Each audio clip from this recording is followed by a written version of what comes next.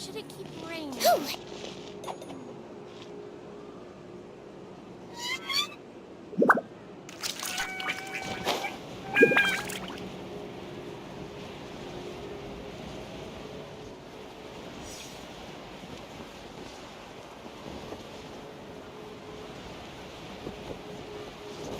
Don't slip and fall!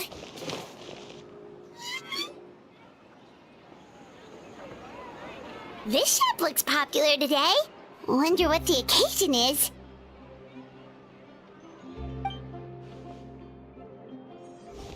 Butterfly Dew Cosmetics now on sale. Huh, looks like it. Oh, Seedween's here too!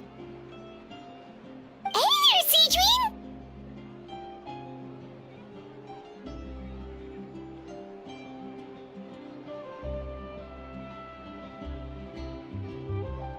Hello there, Traveler and Paimon.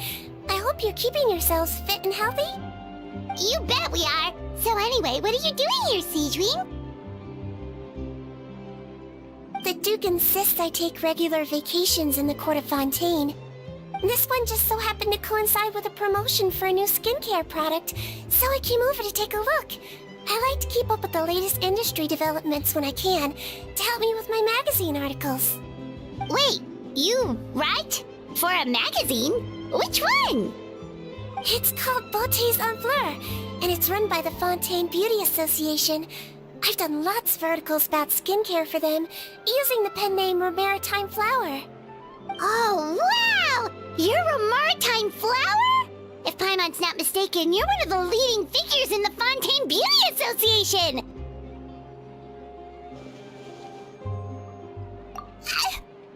What's so weird about that? Everyone loves beauty! I really like this role. The staff at cosmetics shops are always so polite. And as long as I wear a big smile on my face, I always get the best customer service. Well, they sure don't want to make an enemy of the Maritime Flower.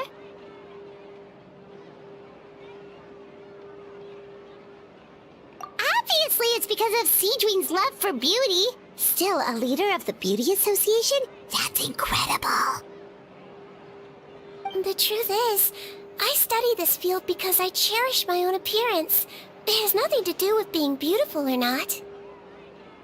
Oh, the words of a master beautician defy comprehension! Oh, wait, you're saying that natural beauty is the highest form of beauty, right? Not really. Actually, Melusine aesthetics are very different from human ones. We don't view humans based on their appearance. If I had to describe our approach, I'd say it's based on cuteness. Oh! Really? Yep. Still, I really value my current appearance, and in the process of taking care of it, I've ended up learning quite a lot about skincare and stuff. It turns out, my knowledge and experience is pretty popular with beauty product lovers. It came as a big surprise to me, though. Oh, Paimon gets it now. But speaking of your appearance, how come you look human anyway? Are you, like, only half Melusine?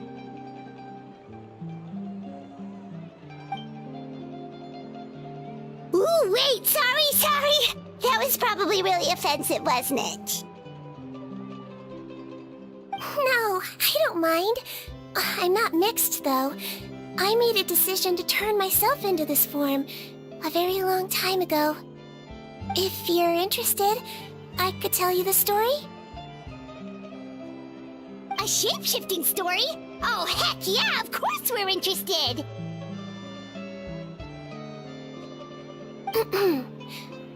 Once upon a time...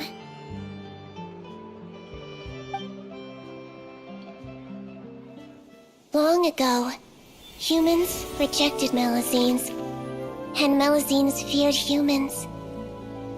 There was one Melusine who became fascinated with human medicine, but no human wanted her help. And there was one girl who liked Melusines, so no humans would make friends with her. So, the Melusine became the girl's friend, And the girl became the Melazine's patient. Your checkup's all done. You're still in perfect health.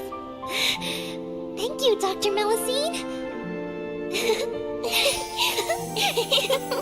In this game of doctor and patient, a friendship was born. Then, one day, the girl fell ill. The Melazine was the only doctor to arrive on time, but the adults sent her away. Scram! Melazines can't be trusted! So just because I'm not human, I can't save my best friend? In desperation, the Melazine approached the frightening witch. She begged and begged until she got a reply. If you take this potion, concocted of sin, you will gain a human face and grow human limbs. But then, you will lose everything that attracted this friend of yours to you in the first place. Can you accept that? The Melazine did not hesitate for very long.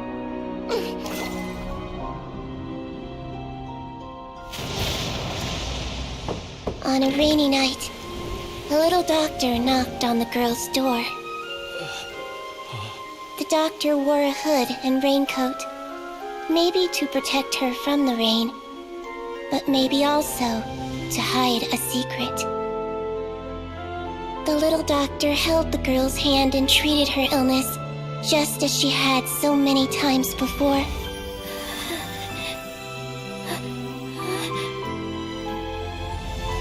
Dawn came, and the little girl's condition improved. But the little doctor was long gone, for she knew her friend would never recognize her again. And so, since then, I've lived my life in human form. Most people who know me just think I was born this way. Ooh, a witch? A potion? Why does this sound like a fairy tale? Trust me, it's a true story. Must be the way you told it then. It just sounds so... Yeah, not every Melazine would take human form to save their human friend. That must have been a huge decision. Treating patients is a doctor's duty. We must always find a way, even when the going gets tough. Ugh. It's so crazy that they turned you away just because you were a Melazine, especially when their daughter was so sick. Well, sometimes appearance can be a real barrier, but that was a long time ago. I like how I look now anyway.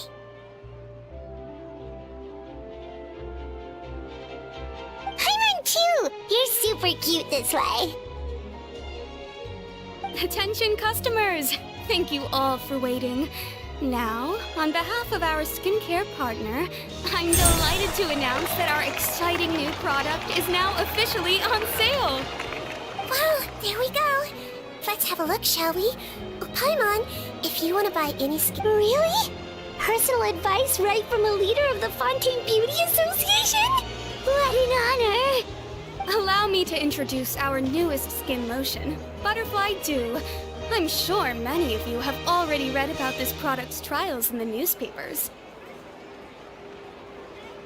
To say that it improves skin quality is an understatement. This product gets its name from the way it transforms your skin and makes it glow anew, like a butterfly emerging from its chrysalis and spreading its wings for the first time. We are thrilled to have the inventor of this fantastic product with us here today. Please welcome Mr. Rawat, a researcher from the Fontaine Research Institute. Now, without further ado, I'll hand over to Mr. Rawat to tell you all about what Butterfly Dew can do for you. Thank you. Hello, everyone. I'm Rawat, and I developed Butterfly Dew. Wow, what a looker. He's a researcher? Wow, he's really challenging the stereotype. It seems that everyone is surprised by my entrance. Or should I say, my appearance. I'm well aware that researchers are generally better known for their brains than their dashing good looks. In that regard, I do believe I break the mold somewhat. Of course, appearance is a skin-deep way of defining a person. And yet one's appearance can be a very real set of shackles, holding a person back in their life. It can rob a young person of their self-confidence when applying for a job, dissuade a young lady from approaching the one she loves. Our actions are at the mercy of our appearance, and we slowly become the very person that the outside world sees us as. But what if I told you that those shackles can be broken? If our appearance prevents us from changing, then let us first change our appearance itself. Wash away moles, birthmarks, and wrinkles, and they can no longer rob us of our confidence. Replace them with luster and radiance, and we shall never again hang our heads in shame. That is why Butterfly Dew exists. Its mission is to allow us to shed our pupae, undergo a complete metamorphosis, and embrace a new life. Well, whether it actually works or not, after that speech, Paimon's already sold! Mr. Rawat, could I ask if you've used this product yourself? Of course, I tried it many times while I was testing it. You can consider me a product ambassador. Wow, then it's sure to work! Still, I don't expect to convince you just by blowing my own trumpet. So, could I get a volunteer from the audience to try it out? Paimon volunteers!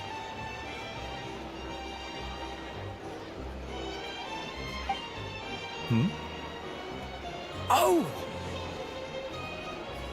Ah, what an honor!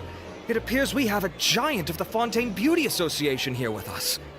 In that case, Miss Sijuin, could we seek your most expert opinion on this product? Sure. Whoa, is that Romaritime flower? They say she's the pickiest user of skincare products in all of Fontaine. Here you go.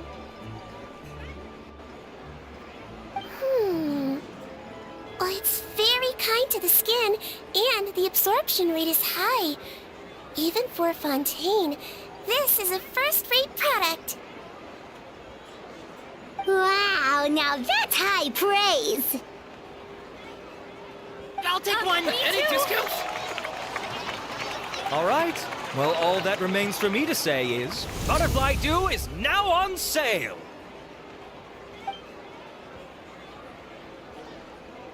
Think we should buy a bottle too? Aww, really? Well, it's still good to care for your skin though, right? Paimon definitely feels kinda rough from being exposed to the elements all the time. And if you're worried about whether it's the right product for you, well, luckily for us, Sijuin's here, so we can get an expert consultation.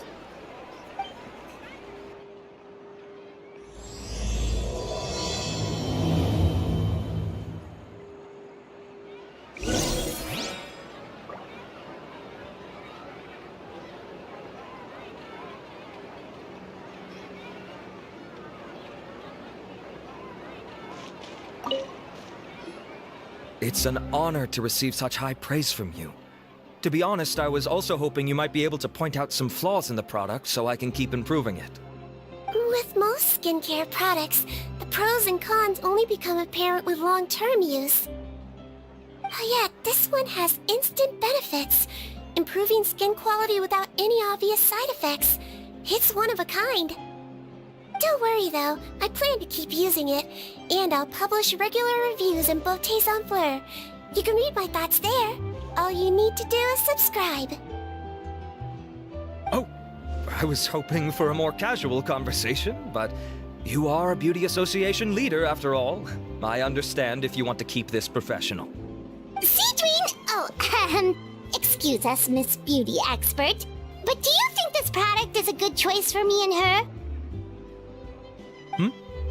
Wait, are you the renowned traveler? That's right, and by her side, the equally famous Paimon. Well, I don't normally handle customer questions personally, but since it's the traveler asking, allow me to make an exception. Butterfly Dew is made for all skin types, so no matter who you are, you can rest assured that it will be kind to your skin. If anything, it might be marginally more effective on Fontainian's skin, but other than that, it works the same on everyone. Why would it work better on Fontainians? In the interests of protecting my trade secrets, I'm afraid I can't answer that, Miss Paimon. Alright then. How about a friend discount? Save yourself the trouble. I'd be greatly honored to have both of you use my product. Here, take 2 bottles for free. Yay! Paimon's private fund survives! I can see why you might think that, but please don't misunderstand. This gift is simply a token of my esteem. There's no business motivation behind it. To me, finding new customers for Butterfly Dew is about meeting kindred spirits, fellow admirers of physical beauty. I consider it a labor of love. Admirers of physical beauty? Eesh, that's embarrassing to say out loud. It sounds so shallow. It's nothing to be ashamed of, Miss Paimon.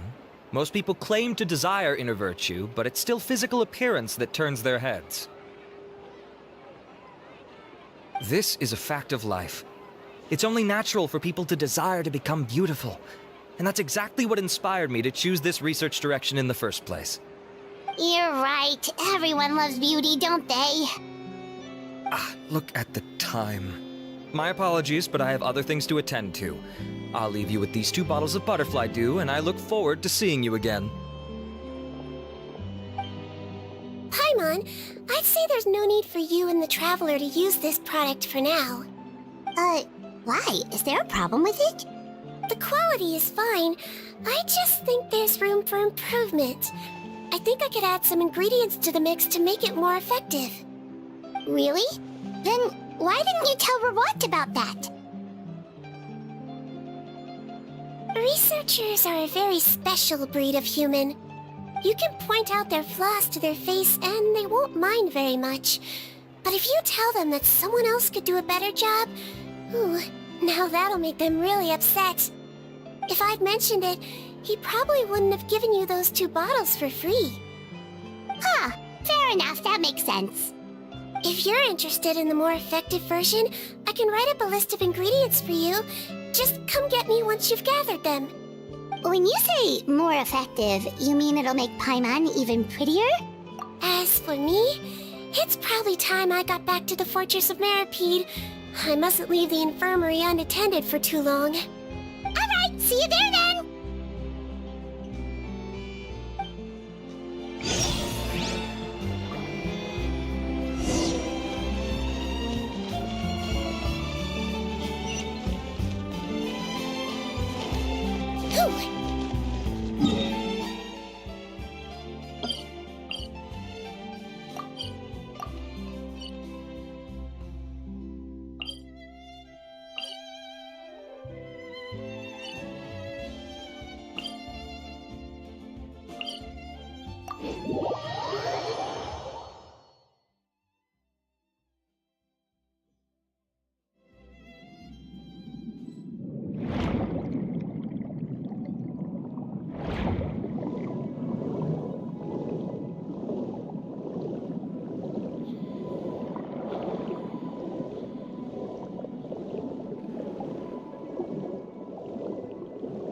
Just up ahead, Traveler. The ingredients for Seedwing should be nearby.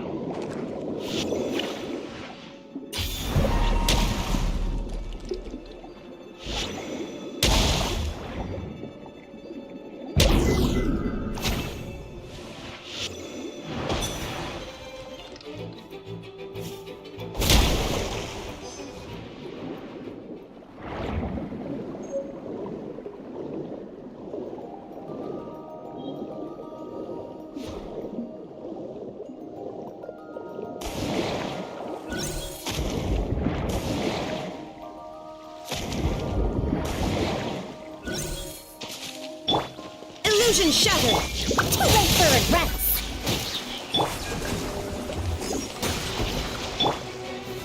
Solidify! I will have order! There is no escape! Torn to oblivion! Great! That's everything! everything! Let's head to the Fortress of Mirapede!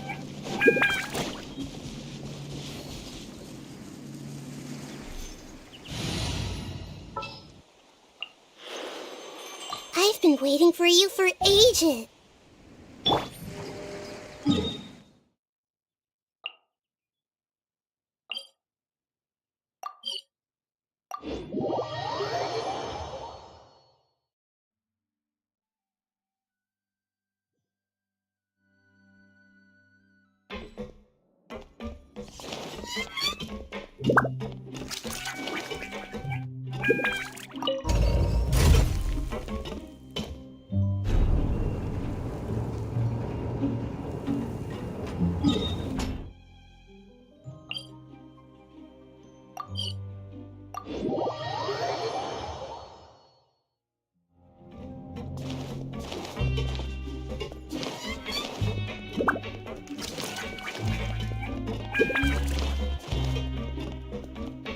Don't slip and fall!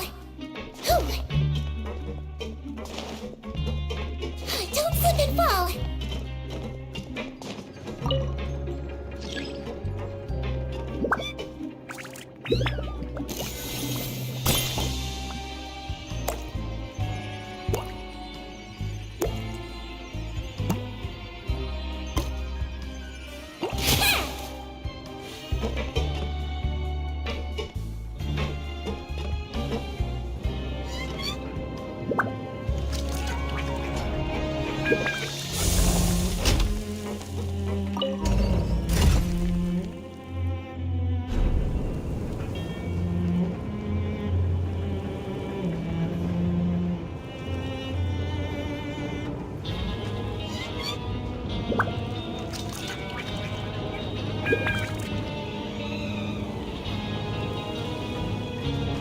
Oh, no!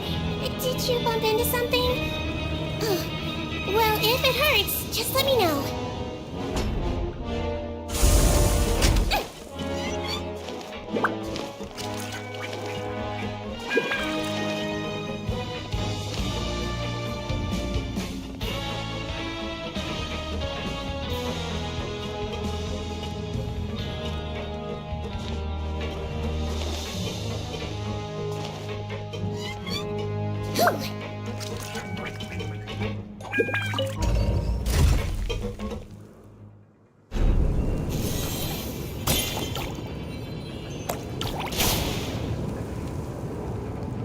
Wibbly wobbly! He might feel a little prick!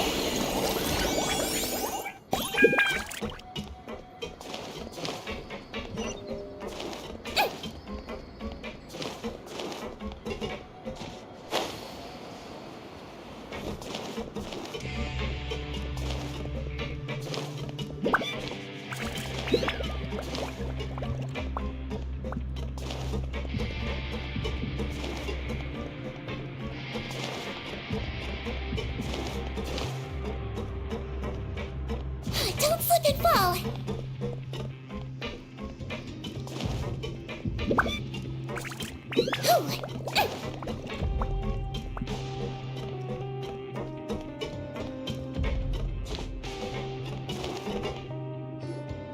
Whoa, the infirmary is packed!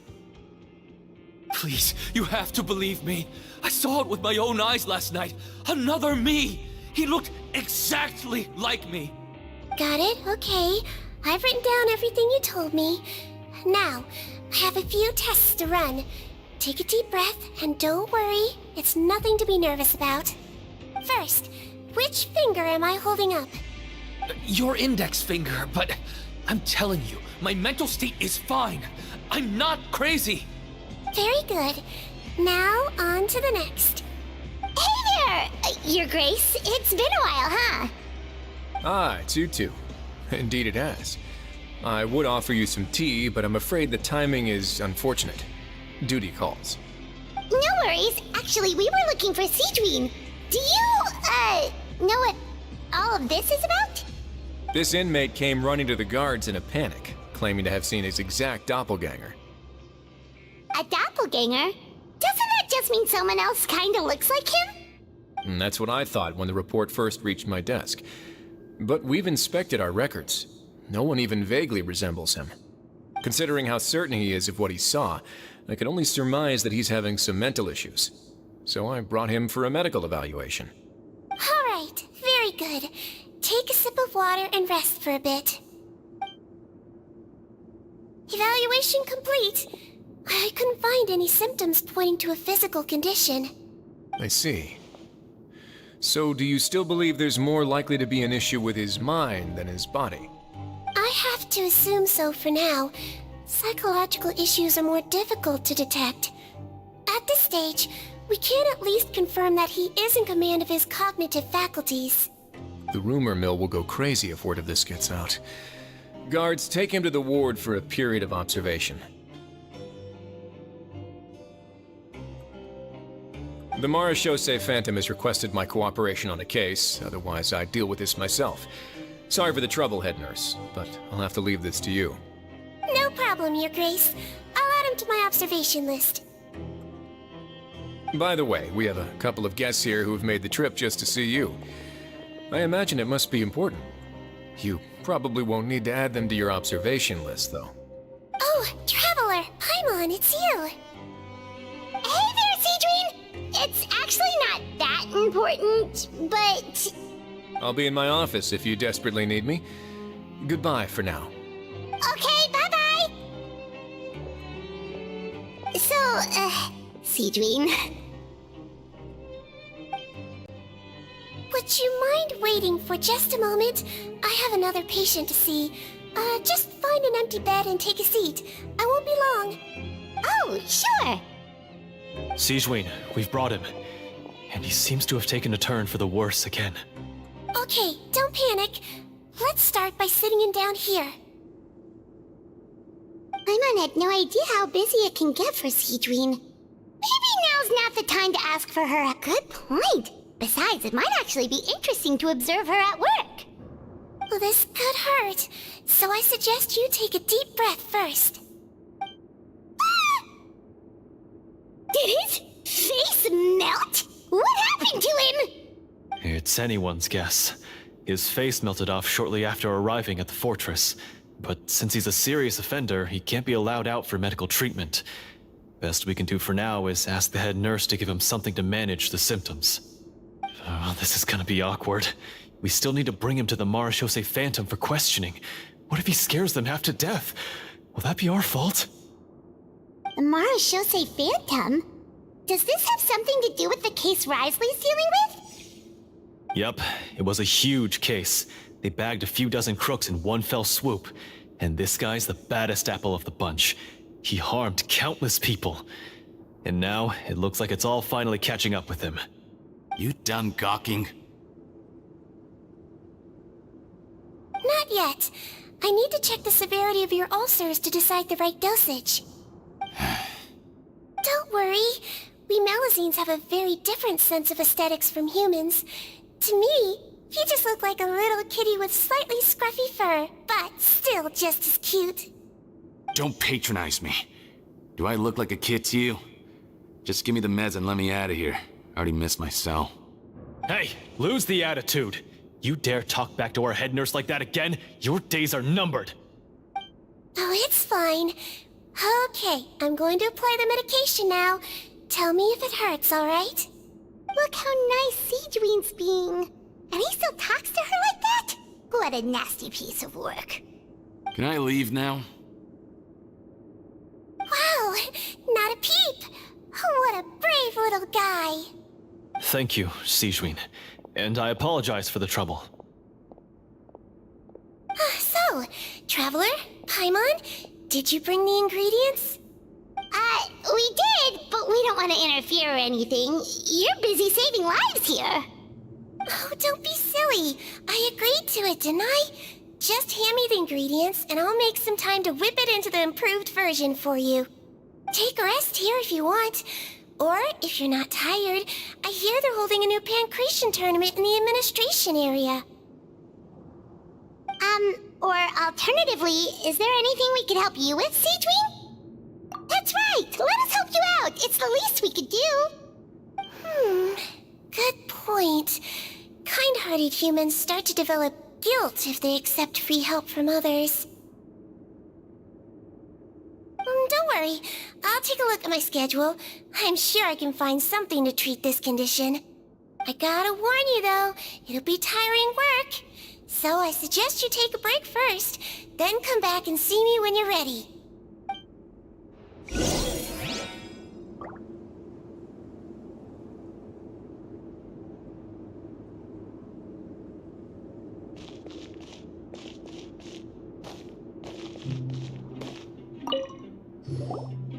We're ready, Seedween. What's our first mission? I found the perfect job for the Traveler. First, I'd like you to lie down in this bed.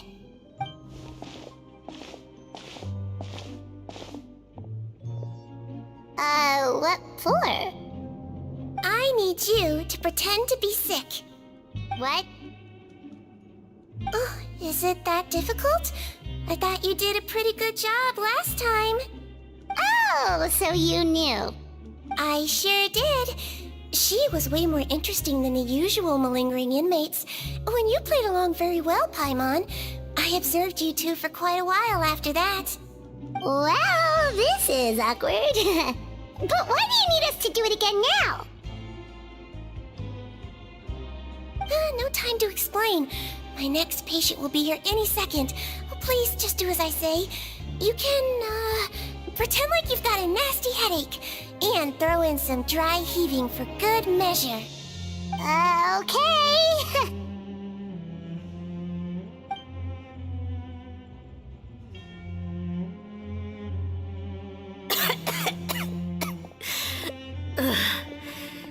Hey, Doc, it's me. I'm only here because my mom won't stop pestering me about it. So annoying. Well, your mother has enough on her plate with a busy job. Well, the last thing she needs is to worry about you being sick as well. I know. I shouldn't treat the place like a playground. Shouldn't go swimming in the lower levels where we join up with the sea, because it'll give me a cold and distract her from her work. I thought I'd be able to have some fun here at the fortress for a few days, but it's always, don't do this and don't do that. All right, sit yourself down and I'll take your temperature. Your fever still hasn't gone down. Well, here's your medicine. 1 cup for starters, and we'll see if it helps. But Doc, it's so bitter. Do I really have to drink it? I mean, I'll be fine, right? I've got an uncle who caught a cold. His fever went away on its own after a couple days. Can't you just write me a note saying I'm on the mend? I just need something to keep my mom off my case. I sure can. You're a very brave boy after all. Huh? Brave? What makes you say that? Well, if you want to rely on your own immune system to clear up your fever, then you'll have to tough it out like this young lady.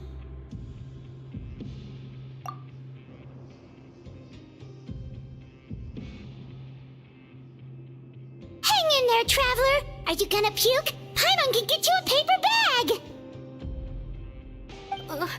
Huh? As long as you're tough enough to get through the nausea and dizziness caused by the high fever, be right as rain after just a few days' rest.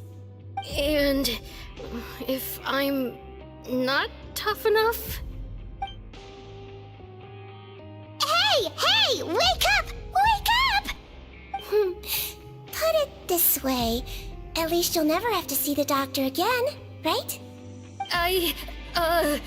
I think maybe I'll take that medicine after all, if that's okay. Oh, of course. Here, it's still warm. It's so bitter. All done. Great job, you two. That kid really doesn't know what's good for him. His mother's a guard here. She's been working back-to-back shifts lately, but unfortunately his father's away on a business trip right now. She had no choice but to bring her son here for the time being. He was quite happy at first. He seemed to think that the Fortress of Meripede would be all fun and games. So you made us put on that act just to scare a kid into taking his medicine? That's a pretty sneaky trick. Seems like there's a whole side to Siegeween we never knew about. It's a technique I learned from my teacher. Oh, you had a teacher? Was she a Melazine doctor too? She was human. She passed away a long time ago. Oh, sorry. No, it's fine. I really liked my teacher, so it's always nice when I get to talk about her with other people. She was a traveling doctor, and since she didn't have a clinic, she'd go out and visit her patients wherever they were. Dealing with the badly behaved ones was her specialty. She used to say, if you can scare the little brats into taking their medicine, you won't have to hear them wailing and screeching when their condition gets worse.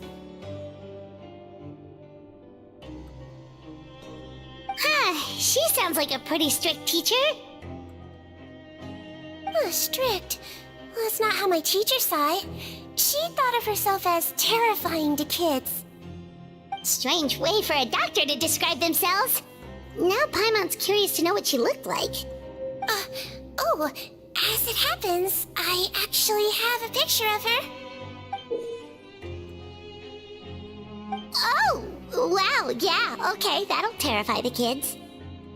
Yep. All the children she treated thought she was a witch. Why does it almost sound like you're envious of her? Oh, because I am. If she was here, all the children would take their medicine without any need for tricks. A doctor who looks like a witch. True, they wouldn't dare try anything funny with her around. Oh, me, on the other hand, it's hopeless. Children aren't afraid of me at all. That's actually a good thing, you know?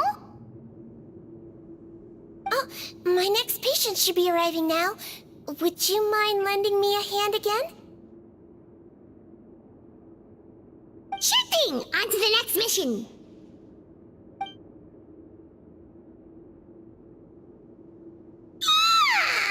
Is it nighttime already? That flew by. You really have a busy job, Siegeween.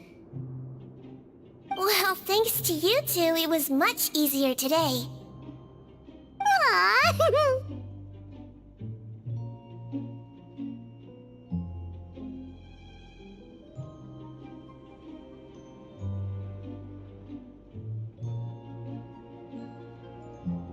Should we get some rest? It's getting pretty late.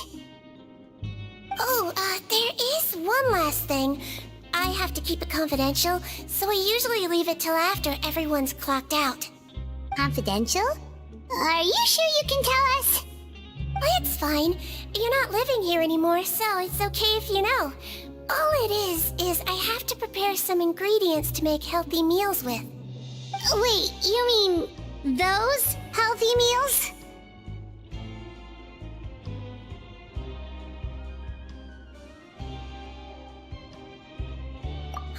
My patients refuse to eat any healthy meals I prepare in front of them, so I have to prep the ingredients in secret, then let the chef at the coupon cafeteria handle the rest. Considering even the chef's version makes people uneasy, it really makes you wonder what's in it. You want to find out? I can teach you how to make it. That way, if you ever suffer from exhaustion on your future travels, you can prepare a healthy meal for yourself. It's really good for you, you know. Sure? Guess we can help out one more time.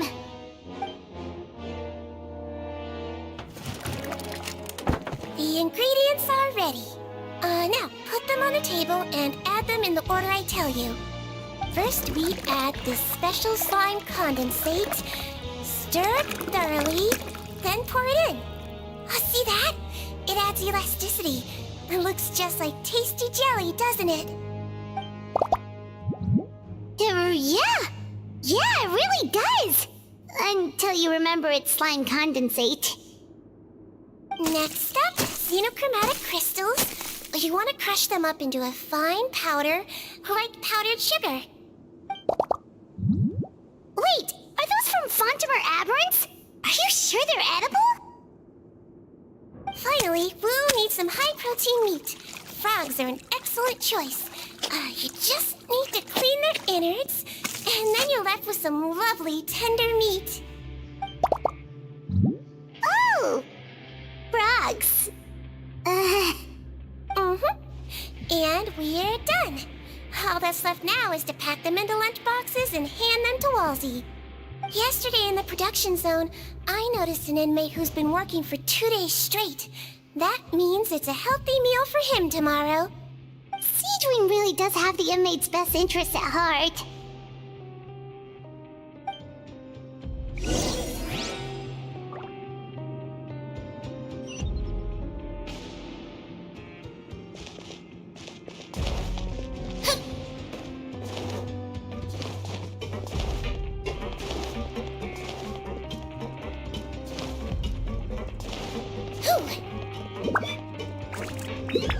Don't slip and fall!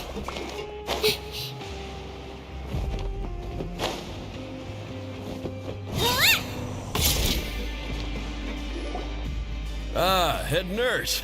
Got some extras for me? Just the one today.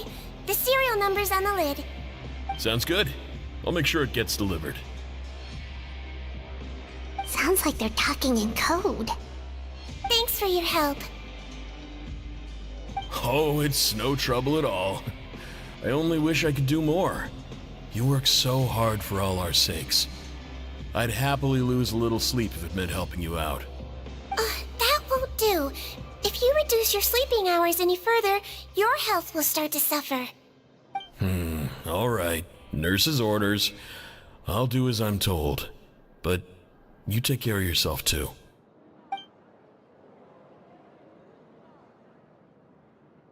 Well, I'm done with work for today.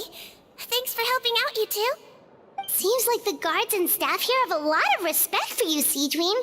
In just one day of helping you with your work, it feels like we've done a lot for the fortress. Head nurse, please, wait. I'm sorry to disturb you this late at night, but I think you'll agree, this is urgent. Okay, just relax and catch your breath. What's the matter? The guard at the observation ward, Odilon, he told me to pass on a message to you. One of the inmates there, the guy suffering from possible hallucinations, well, he seems to have made a sudden recovery, and now he wants to apply for permission to leave the ward. Huh? Already? You were right to tell me. I'll have to examine him and make sure he's well before we discharge him. Looks like we've got one job as medical assistants left. We'll come with you.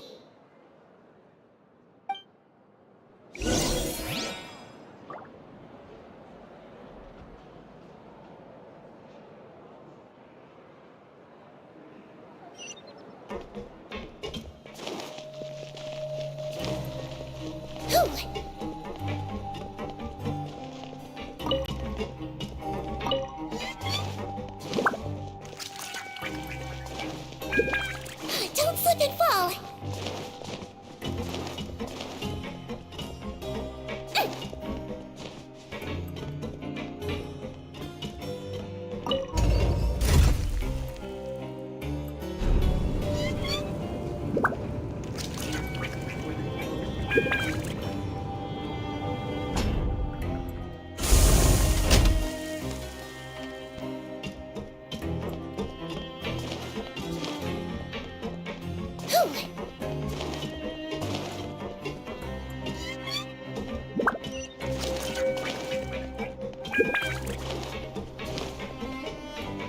Don't slip and fall!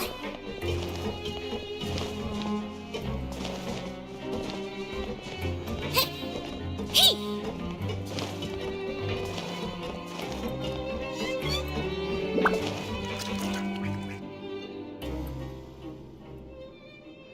Ah, head nurse, you're finally here. I'm so sorry for all the trouble I've caused you, but I believe I've now made a full recovery. After giving it some thought, I'm sure that I was probably just seeing things. Stress-related, I imagine. I'd been working long hours, so I definitely wasn't in the best state of mind. I totally understand. Still, I have to give you an examination before I can discharge you, okay?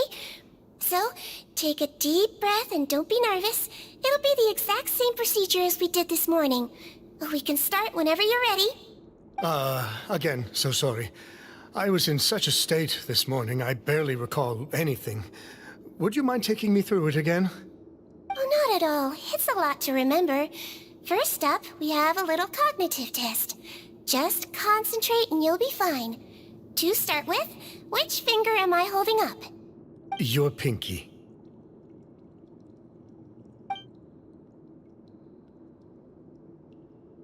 Alright, all indicators seem normal.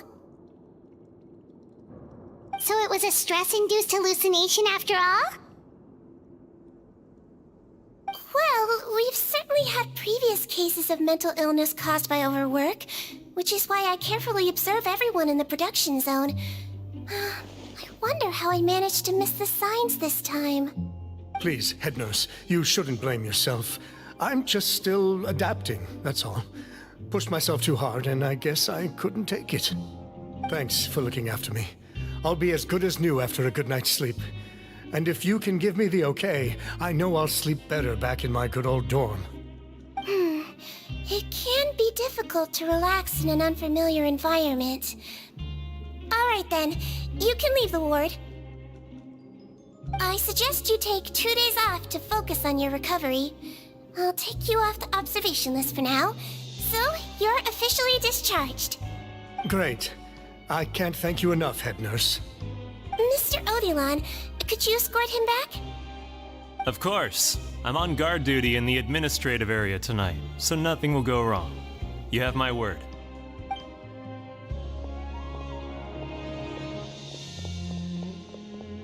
Guess you're finally done for the day now, huh? Yep. But I still haven't gotten around to making that improved lotion for you yet. Oh, no rush! Seriously, it's super late now. You should go get some rest too. Well, tomorrow it is then. Good night, Traveler. Good night, Paimon. Hope you sleep well. Oh, don't you worry. We will. After a productive day of work, we're both gonna sleep like a log. Yeah, sleep tight, Seedream. See you tomorrow.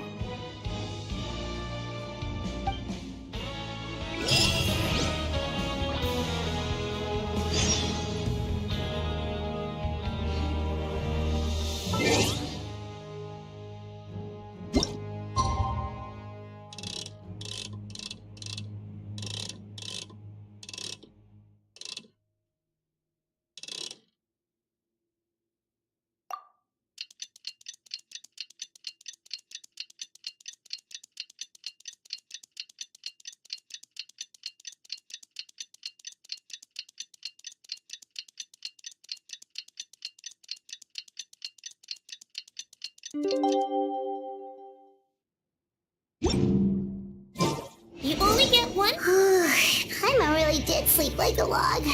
Let's go find Seedream.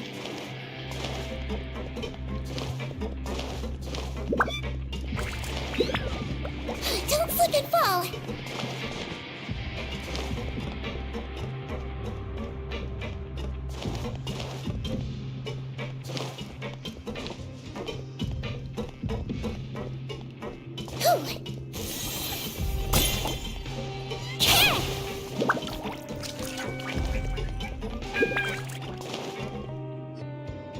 Whoa! How is the infirmary even busier than yesterday? Good morning, Traveler and Paimon. I have a few people here for a checkup, so you might need to wait for a while. No problem. Anything we can do to help? There's a bit of a complicated situation here. I'm still getting to the bottom of it myself. You have to believe me. I'm telling the truth. You're in a medical facility. Keep it down. Please, listen to me. I'm not Gascon. I'm Uy. You're a horrible liar, you know that? We get all your mugshots with the arrest warrants. It's clear as day that you're Gascon. You mean because of the way I look? I don't know what happened. I just woke up like this. Then you guys dragged me in here for an interrogation. I brought you here to figure out what's going on. If you truly are the victim of an injustice, yelling isn't going to achieve anything. At most, it'll delay your vindication.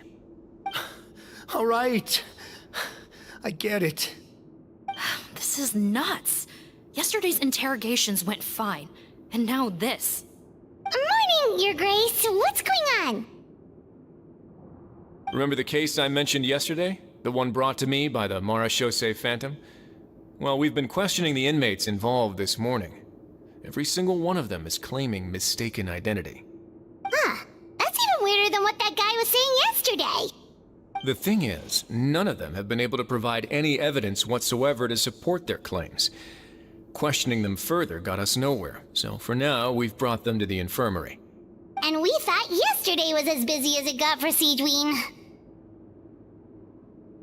We've compiled their statements. Have a look. Perhaps there's something we missed.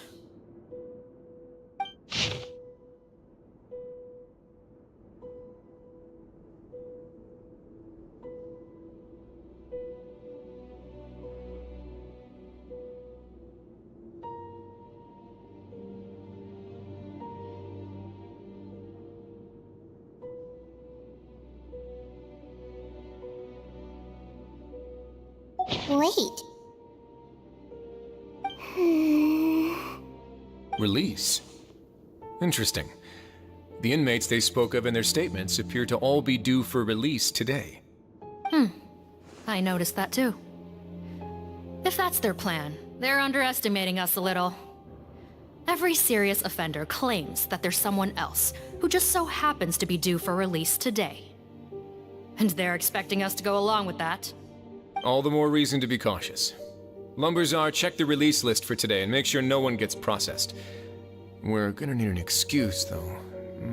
Just say we're out of forms, and that we're furiously printing more as we speak. I'm on it. It's conceivable that our group of serious offenders somehow found a way to switch places with inmates who are about to be released, so they can walk out right under our noses. We did consider that possibility. But I mean, just look at them. They match the warrants, period. How could there have been a switch? Only if they're dead ringers for the inmates due for release, I suppose. I gave you that name list yesterday to assist in your investigation. Did that help? Yes, the inmates' mugshots were attached to the list. The first thing I did was check for lookalikes, and I didn't find any. The only other thing that stands out to me is that their voices sound a little different today. But it's not exactly hard to put on a fake voice. Oh, really? What does our head nurse make of all of this? Give me a moment. I think I have a way to confirm whether there's been a switch. I know, it's not time to change your dressing yet, but please bear with me. Huh? Isn't that the guy from yesterday? This should be Honore. He has very severe facial ulcers, which require an operation in the hospital at the Court of Fontaine. I authorized him to leave the fortress for medical treatment under guarded escort. Yes, like I told you. I'm not Potton. I'm Honore. So there has been a swap. Well, I can see what happened in Potton's case, but how do you explain the other inmates? You're not telling me their souls switched bodies, are you? No, I believe it was their faces that got switched. The method is a bit like replacing a tooth. Take the bad tooth out, put a false one in. And actually, I think I can prove it to you. Traveler, Paimon, do you remember Eric from the other day? Yeah, sure do. Then you can be my witnesses.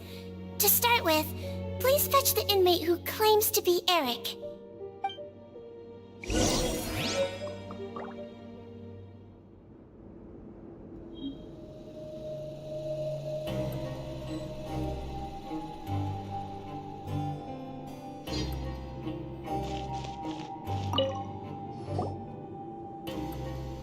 So, you're Eric?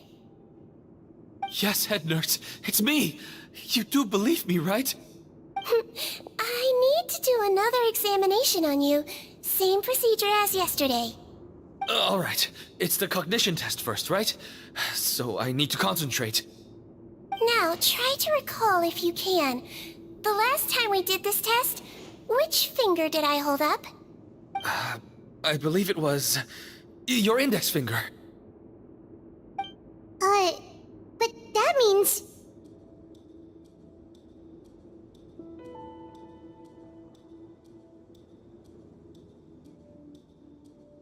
Huh?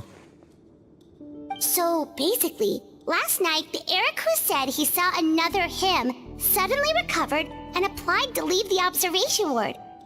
Siegewing did another test before letting him leave, but that time she held up her pinky finger. Huh? I don't know about any test last night. There was nothing to do in the observation ward, so I went straight to bed. Then I somehow woke up in a high-security cell. Well, in that case, there is a reasonable explanation for the strange events of the past 2 days. So, what exactly happened?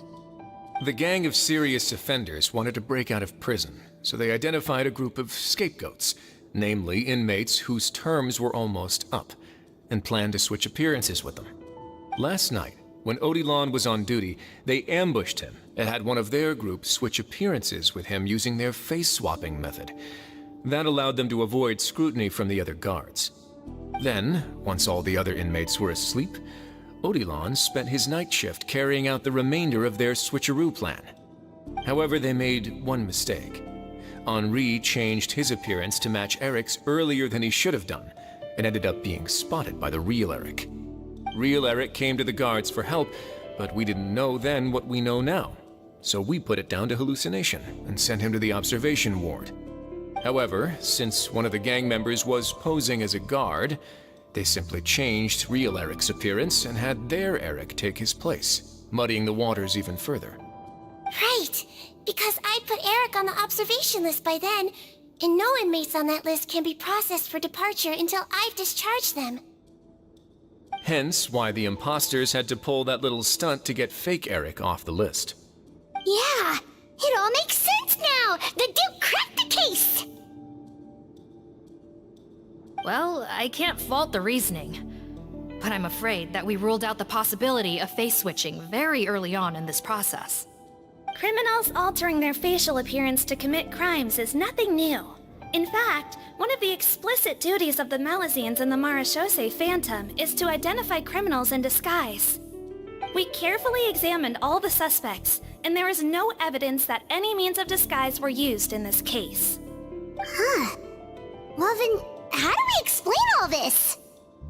So far, it seems more likely that the gang stole documentation belonging to the inmates due for release, and are using that to commit identity fraud. Actually, there is a potion that can completely change someone's appearance. If they use that, even a Melazine wouldn't be able to detect it. A shape-shifting potion? Forgive me, head nurse, but this is the first time I'm hearing about it. If such a potion truly existed, it would jeopardize our entire investigative process at the Marachose Phantom. Are you certain of this? Yes, I am. But... Please, trust me in my professional opinion as an experienced clinician. At the same time, without any solid evidence, it's pure speculation. If we can round up all the inmates suspected of switching places, then have a little talk with both sides, we might just get our answer. Yep, let's do that. Okay. Well, it was our negligence that meant we had to come and conduct these post-internment interrogations. And I know it's put you out. We'll do it your way. Your Grace, bad news. I paused the releases like you asked, but we were too late. A bunch of people already got processed 2 hours ago. I checked the list, and sure enough, it's all the people who gave statements. 2 hours ago? That's before today's interrogations began. They had this all planned out. So there really was a switch after all. They really pulled the wool over our eyes on this one. We should be able to catch up with them if we leave now, right? Not if that potion is real. They can just switch faces again after leaving the fortress. And if the Marachaussei's Melazines can't even spot them, we wouldn't know where to start searching. Yikes! So we're at a complete dead end!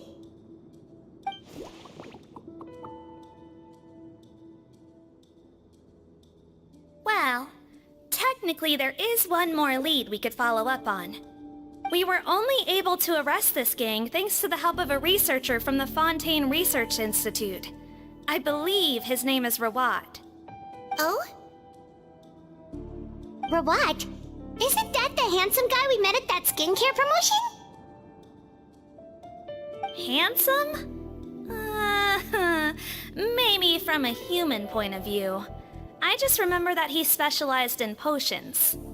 One of the crimes this gang is charged with is the manufacture and sale of illicit drugs. According to Mr. Rawat, they appear to have stolen technology he developed through his research and used it in their operation. At first, he thought it was a typical case of intellectual property infringement, and he tried to negotiate with them.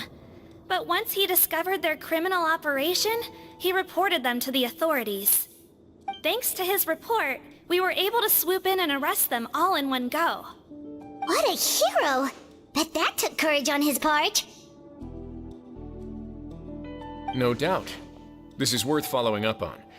As the one who snitched on them, it's highly likely that Rawat will be targeted by the escapees. That aside, since he's negotiated with them in person before, there's a chance he'll have some additional information for us. Understood, Your Grace. My team and I will head to the Fontaine Research Institute right away. In the meantime, please keep an eye on the face switch victims for us. Of course. Miss Morgan, I'd like to come along and help you catch these criminals. Huh? Why's that? Well, I'm the one who discharged the fake Eric last night, so I feel partly responsible. Don't say that, head nurse. Your focus was on the inmate's health, and rightly so. We can't ask you to help with arresting criminals. That's our duty. I also have a more personal reason. Cotton is a patient of mine, and if I don't get a new batch of medicine to him in time, his condition will get much worse. Look, head nurse, I completely understand where you're coming from. But arresting criminals is dangerous business. And if anything happened to you, none of us can afford to take on that responsibility. Don't worry, I can defend myself just fine. You say that, but still. If I may, Miss Morgan, Sigewinne is the one who raised the potion hypothesis, and I'm sure she has far more expertise on the topic than your team. My suggestion would be to bring her with you. And if you really are worried for her safety, then...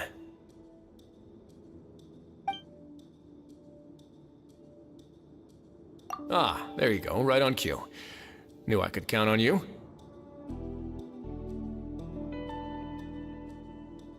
Okay. Well, since this plan has the Duke's blessing, far be it from me to refuse. We should head off immediately. Time is of the essence.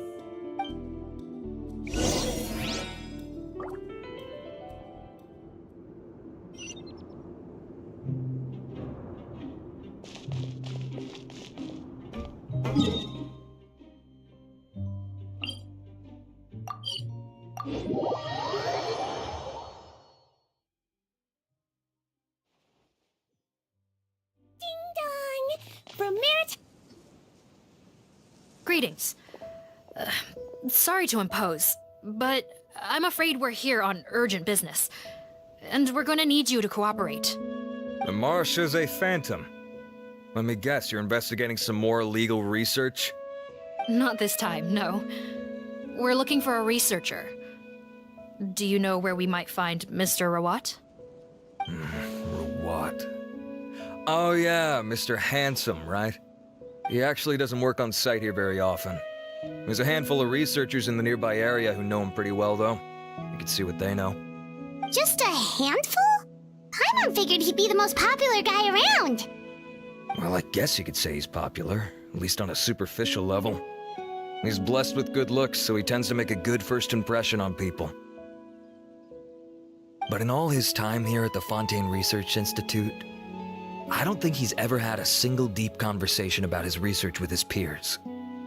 That's no way to make real friends around here.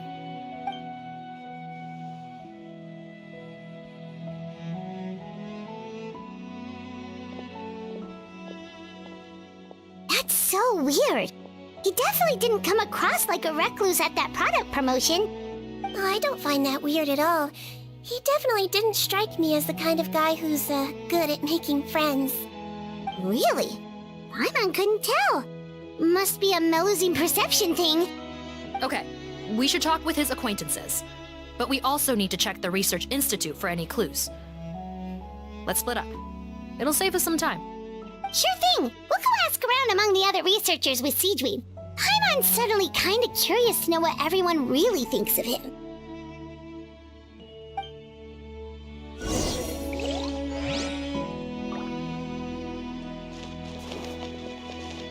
Don't slip and fall!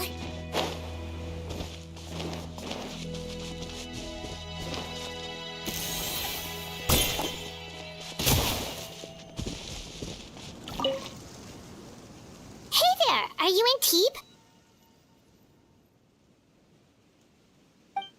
What do you want? We're here to ask about Rawat. Any idea where he might be? We were told you were pretty close with him. Close? Not sure that's the word I'd use. He wouldn't even let me use his patent. Huh? It's been a good few days since I last saw him. I don't know where he's at. Go ask someone else. Would the patent in question happen to be related to the new skincare product he developed? Yeah, kinda. Butterfly dew, or whatever he calls it. I heard he made a tidy sum off of that one. Okay, now we're getting somewhere. Keep going. Most of the other researchers here focus on mechanics, energy, stuff like that. I get why he wouldn't be interested in having anything to do with them. But I'm studying coatings. There's a huge overlap in our areas of research. Why would he refuse to work with me? I bought his product once and noticed it contains a unique substance that might have applications in coatings too. If it worked out, I could probably make as much as he's making. Don't get me wrong, I had no intention of plagiarizing his work. I was hoping to get official permission to use his findings in my own research. Followed the proper procedure. It was all above board. I would have had to pay him a license fee and everything. But despite that, he turned me down not once, not twice, but 3 times. It's like he's vehemently opposed to the idea of anyone else making the kind of money he does. Huh, so is Rawat antisocial, or is this guy just jealous?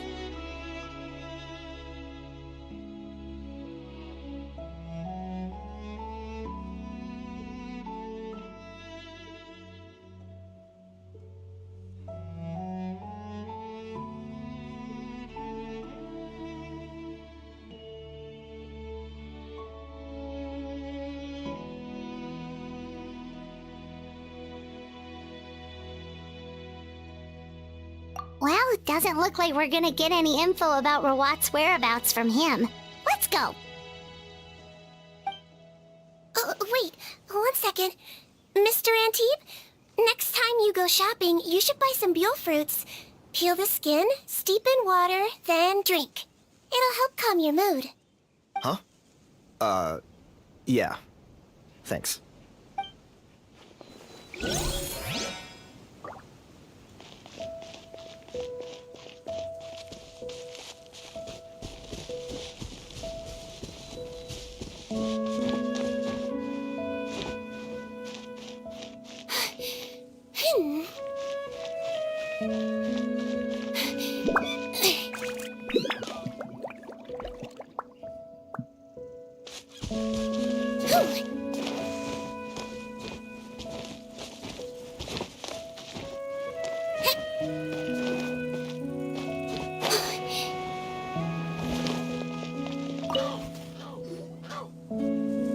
Excuse us, are you Audrey?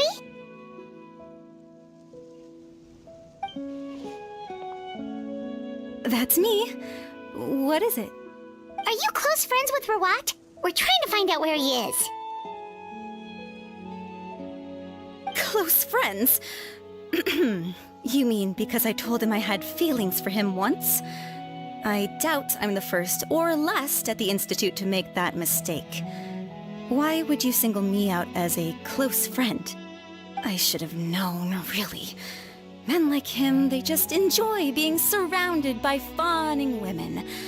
They're not interested in a serious relationship. Okay. We were just kind of wondering if you might know where we can find him. Why would I know where he's at? I barely know him, and he probably doesn't even remember me. Ugh, this is getting annoying. Shall we go ask someone else?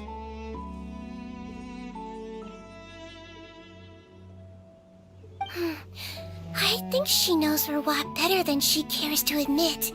If we leave now, it might be a wasted opportunity. Maybe, but we're not going to get much out of her while she's in this state, are we? She's displaying symptoms common among people in love, if that's what you mean. But I know a cure. It's curable? Oh, we're still no closer to finding Mr. Rawat. Oh, by this point, he could be in grave danger. Danger? Wait, why are you looking for him again? Oh, that's right, yeah! The Marshose Phantom said that he's been targeted by some pretty bad people. We need to make sure he's safe. What? How has this happened? He seemed fine when I last saw him, and that was only a couple of days ago. Just happened to run into him, of course. Oh, I see. Well, do you have any thoughts on where he might be right now? Okay, but this is purely out of concern for his safety. If he's not at the Institute, he might be at his mother's place. I heard she raised him alone, that they had it pretty tough financially, and these days she's housebound due to illness. He makes regular trips back home to check on her. Oh, okay. Do you know the address? Nope, sorry. I only found out the thing about his mother because it came up in conversation once. I was just trying to find out more about him, so I could get to know him better. When I told him I had a crush on him, I offered to help him take care of his mother. And yeah, maybe that was a stupid idea, but did he really have to yell at me for it? It's like, fine, I can take no for an answer, but what's with the temper tantrum? Unbelievable. These guys only want to show you their charming, well-groomed exterior. They can't stand it when a few home truths shine through. Looks like her love syndrome is flaring up again. We need to find out Mr. Rawat's mother's address. Let's check with the Marshose officers when we regroup. Cool, sounds like a plan.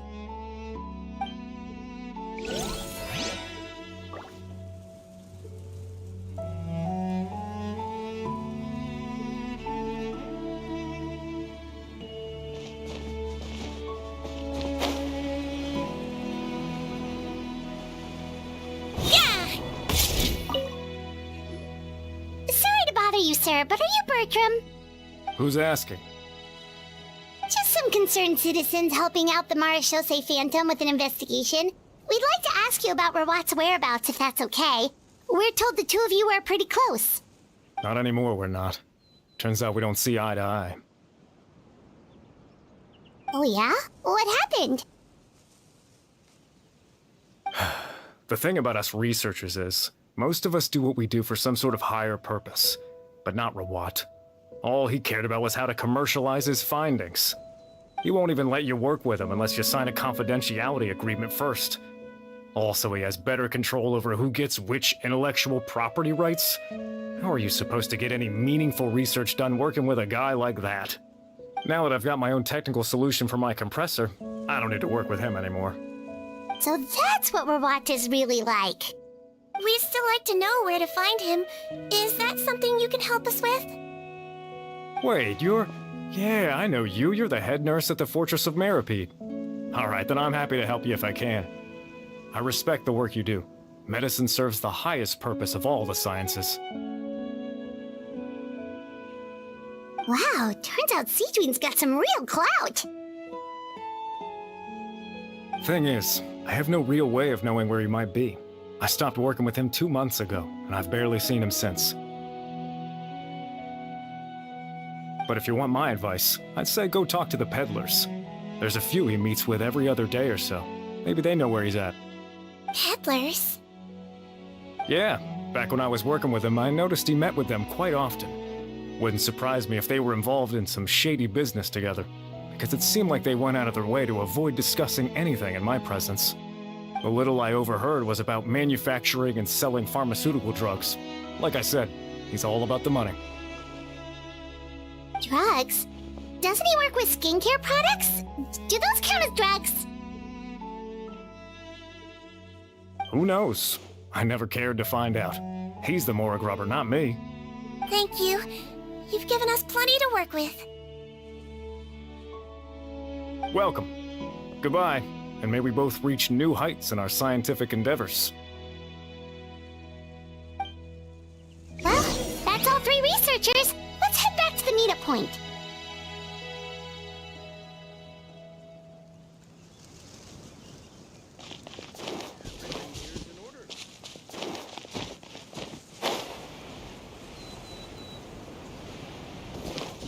Don't slip and fall! Ooh.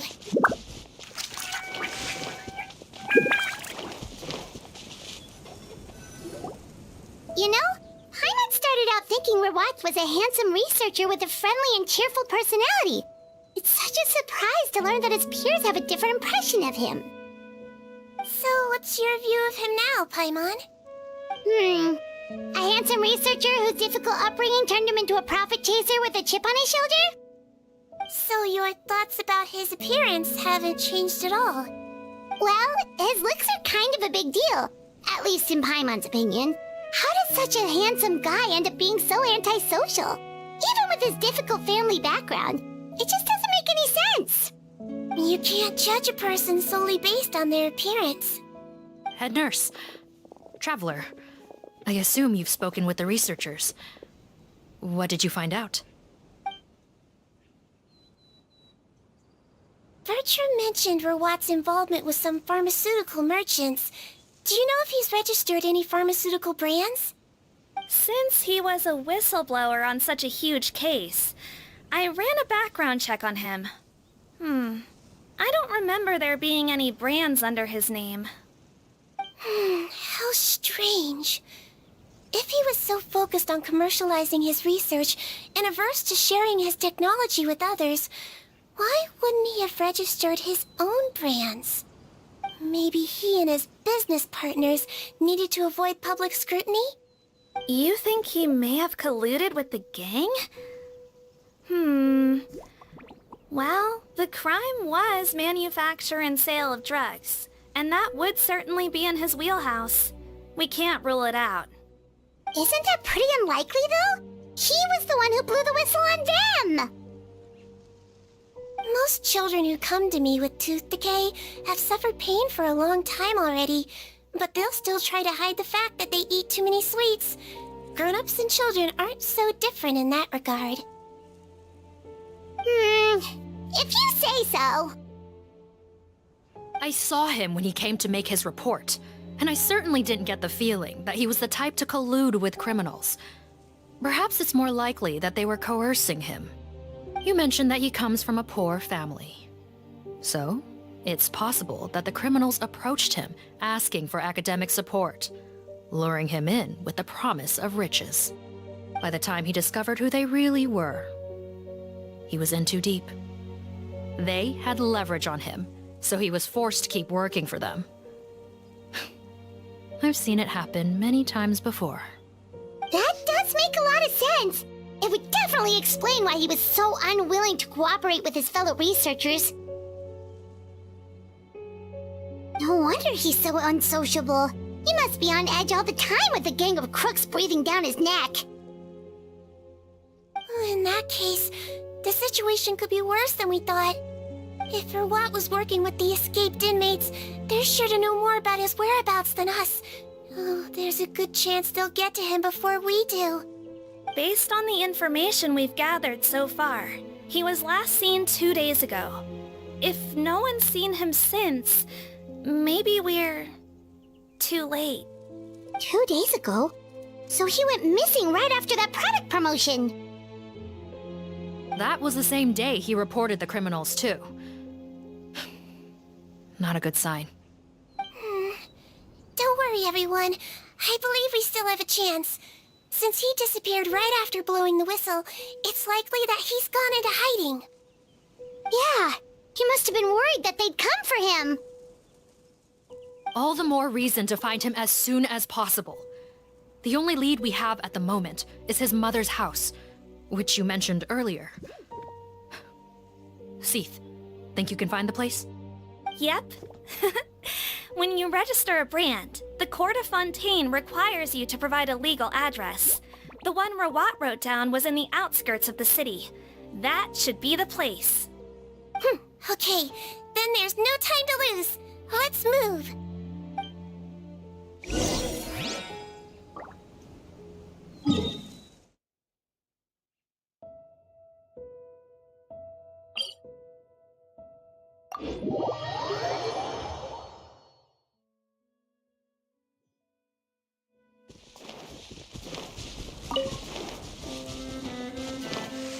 Don't slip and fall.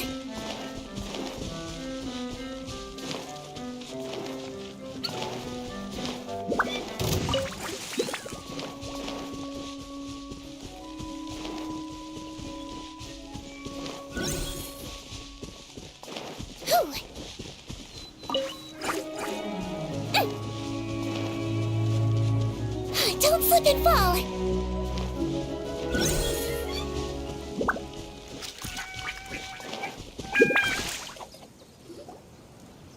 All right, this should be the house. I'm pretty sure this was the address. Okay, I'll knock.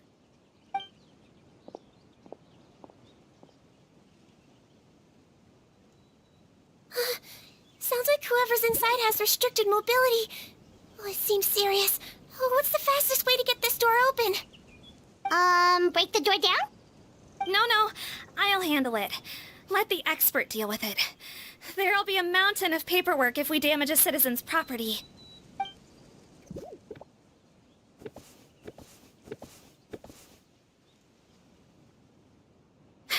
Calm down. Deep breaths. Remember your training. Control your strength. And... it's open! Seath, take a few people and lie in wait. Keep your eyes peeled for any activity around the house. The Traveler, Head Nurse, and I will go inside.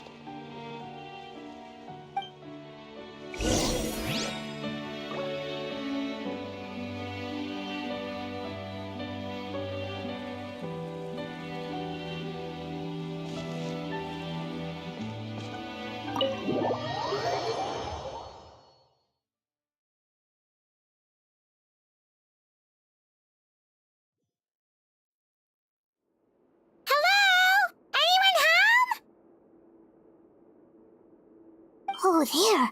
On the bed, there's an old lady. That's gotta be Rawat's mother, right? She doesn't look like she's in any state to be answering our questions, though.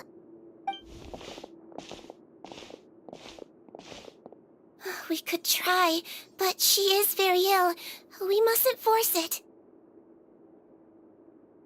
Well, doesn't look like Rawat's here. She's the only one we can talk to. Yep. Allow me. Hello, ma'am. Might I ask if you're Rawat's mother? We are trying to locate him.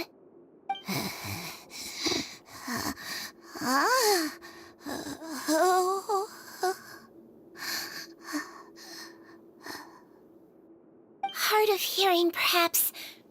Does anyone have a picture of Rawat? I have one here. I'd like to show you a photo, ma'am. Is this your son? Do you know where he is?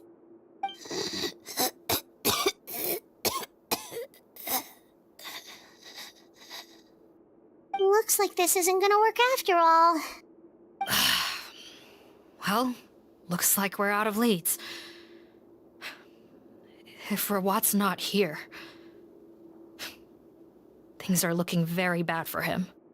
Is it possible he could have avoided returning here because he knew he'd be in danger? Maybe. But if so, where do we look next? Maybe we should take another look at the Institute. Yes, so. I suggest we all return there now. We found a good amount of useful information the first time, but perhaps there's something we missed. Sorry, officer, but could I stay here for a while? This patient requires some care. Of course. Traveler, stay with the head nurse. You're technically here as her assistant after all.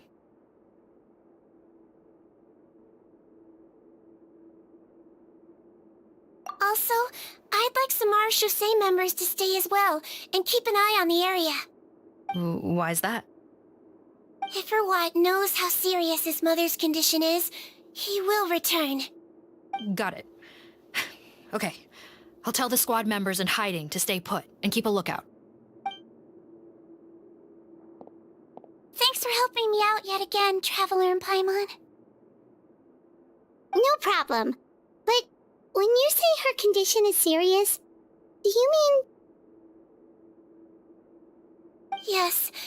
She's barely clinging on to life. Oh.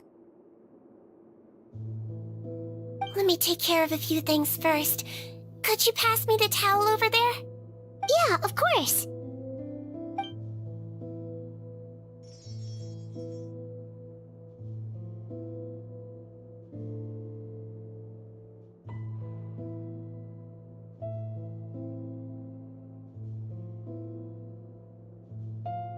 I can tell that her family has tried a lot of different treatment methods, including some very expensive medicines. Unfortunately, her condition is so multifaceted that a recovery looks all but impossible. Seedwing. Paimon bets being a nurse must be pretty tough at times like this. Yes, it makes me a little sad. In a Melazine's eyes, a human's birth, aging, sickness, and death are as much a part of natural law as sunrise and sunset. But human medicine can defy that law to some extent. In that sense, it is a science of miracles. That is why I became fascinated with it in the first place. But it was only after I truly became a doctor that I realized miracles don't always happen. Even the greatest doctors cannot cure all diseases. Seedwing. Oh, don't worry about me, Paimon. A doctor's duty is not to cure all diseases, but to treat whatever ailments they can. At the very least, I can lower her fever. That way she'll suffer less, and she might even be able to see her son. Yeah, all the more reason to find Rawat as soon as possible, even if we don't catch those crooks.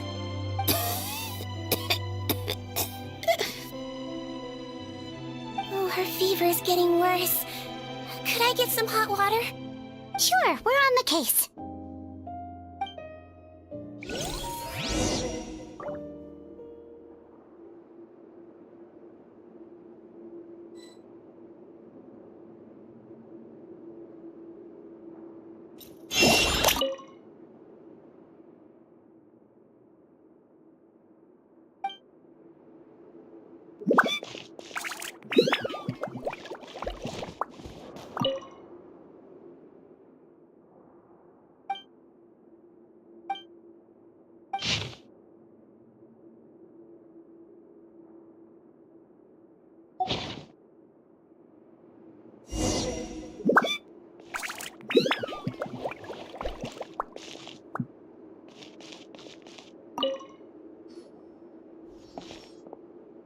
Found the hot water? Sure did. And look what else we found. Judging by this journal, it seems like Rawat has a private lab. There's a good chance he could be there right now. We gotta go tell Officer Morgan right away. Oh, that's great news. But hold on just a moment. The wet towel is ready. I'm giving you another injection. Are you feeling better now?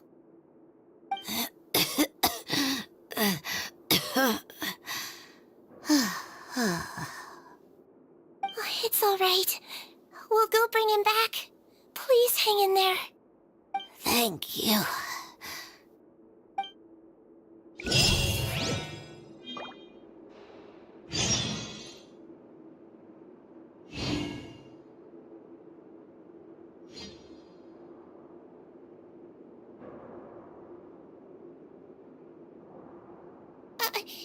No, I didn't put a sticker on your back.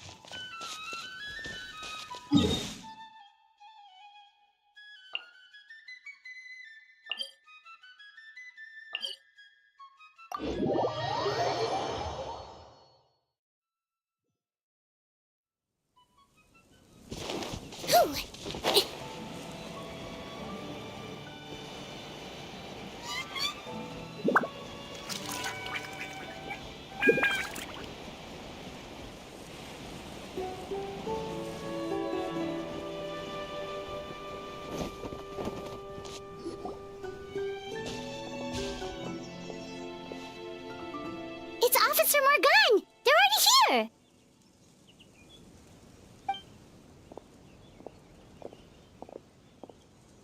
We came as soon as we heard the news. I can't believe we were so careless. The most crucial information of all was hiding right there, in that room. And we missed it. Don't blame yourself. Right now, we need to focus on finding a way in. There's a mechanical door over here! Hopefully the instructions in Rawat's journal will help us open it.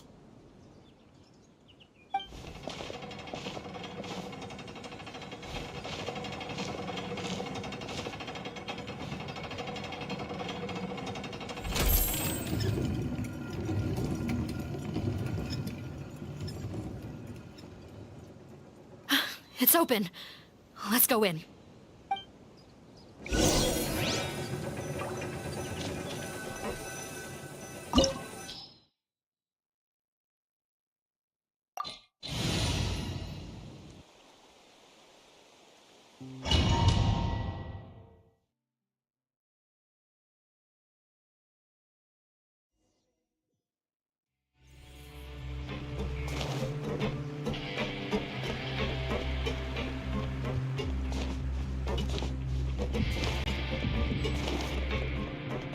How did they get in here? Captain, up ahead! Those look like our fugitives! So they found this place too? Don't let any of them escape!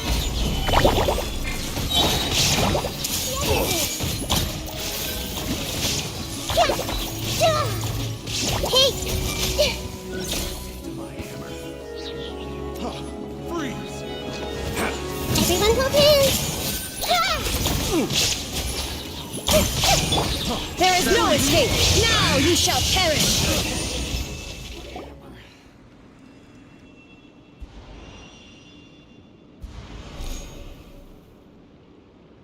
Captain, according to our list, many of the fugitives aren't accounted for.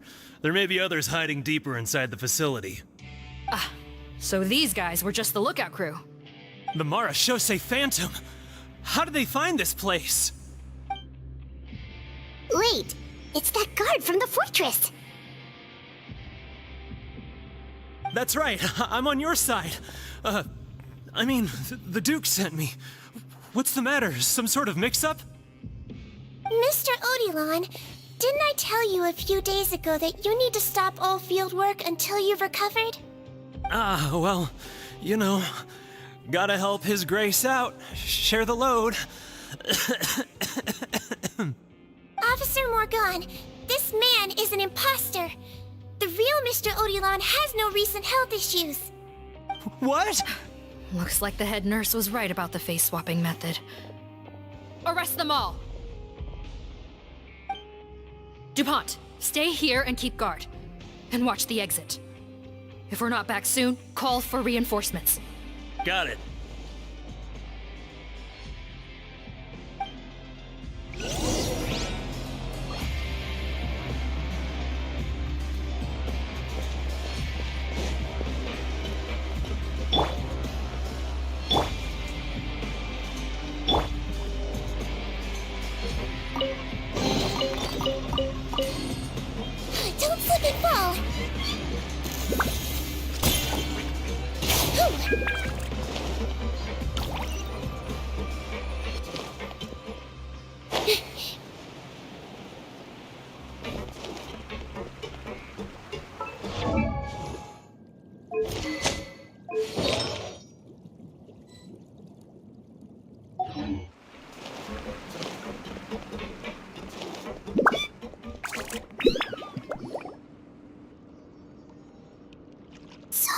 jars. Was this some sort of production facility? This scent, it's probably the ingredients used to make butterfly dew.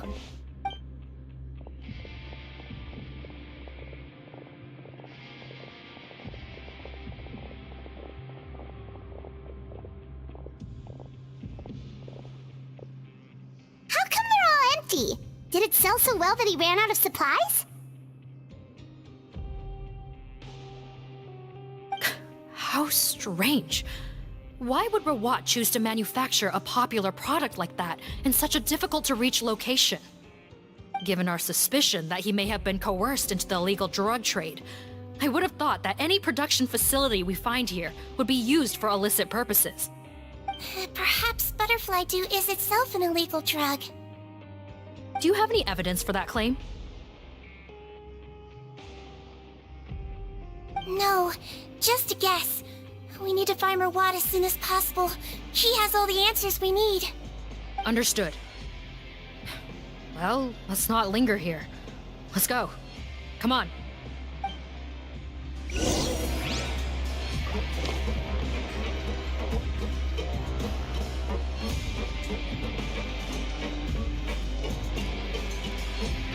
Don't slip and fall!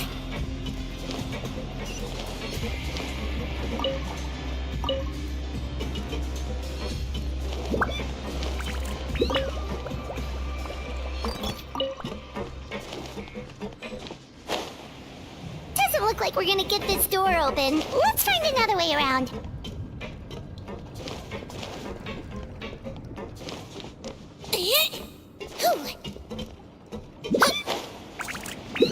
This one's closed too. What's with those carts and tracks? Oh, maybe it's one of those doors that opens when it senses cargo passing through. There's a loaded cart right over there. Let's bring it to the door and give it a try.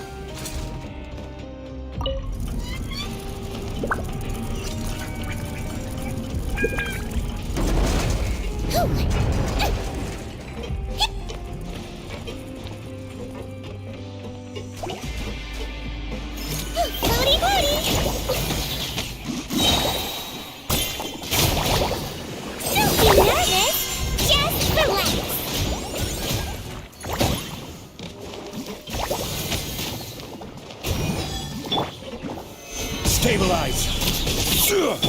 Shine down!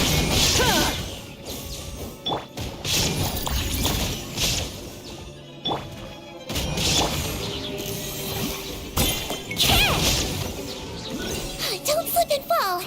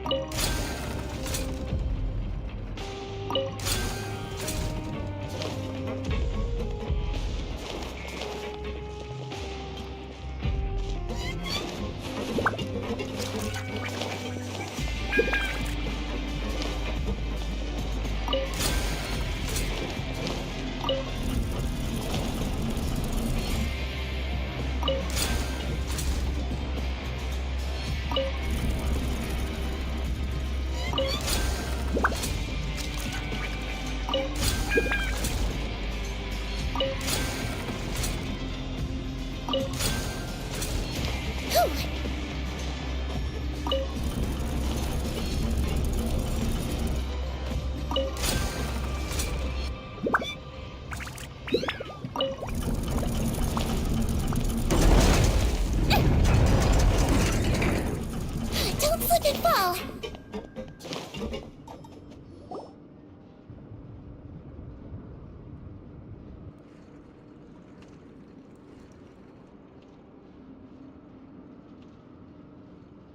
This room's much smaller than the others.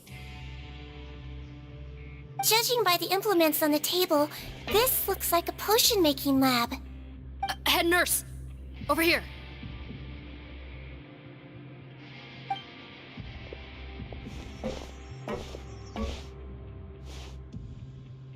Let's see.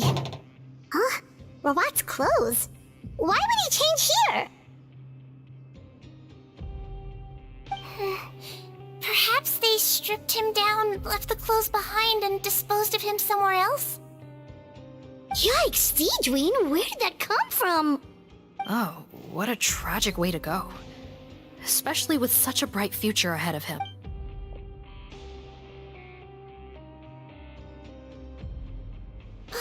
There's a path leading further on, Officer Morgan. Let's keep up the pace.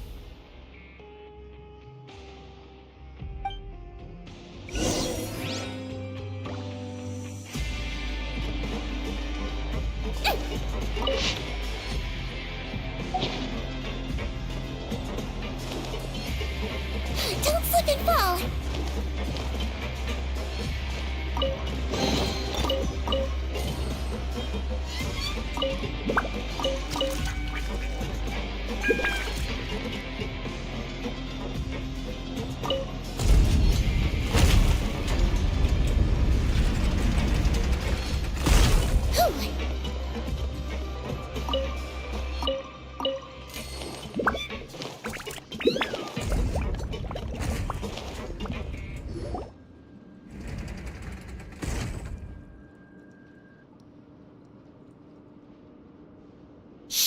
There's a whole bunch of people in there.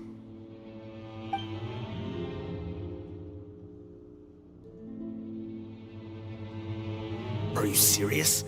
You're telling us that within a day, our faces are going to rot like yours?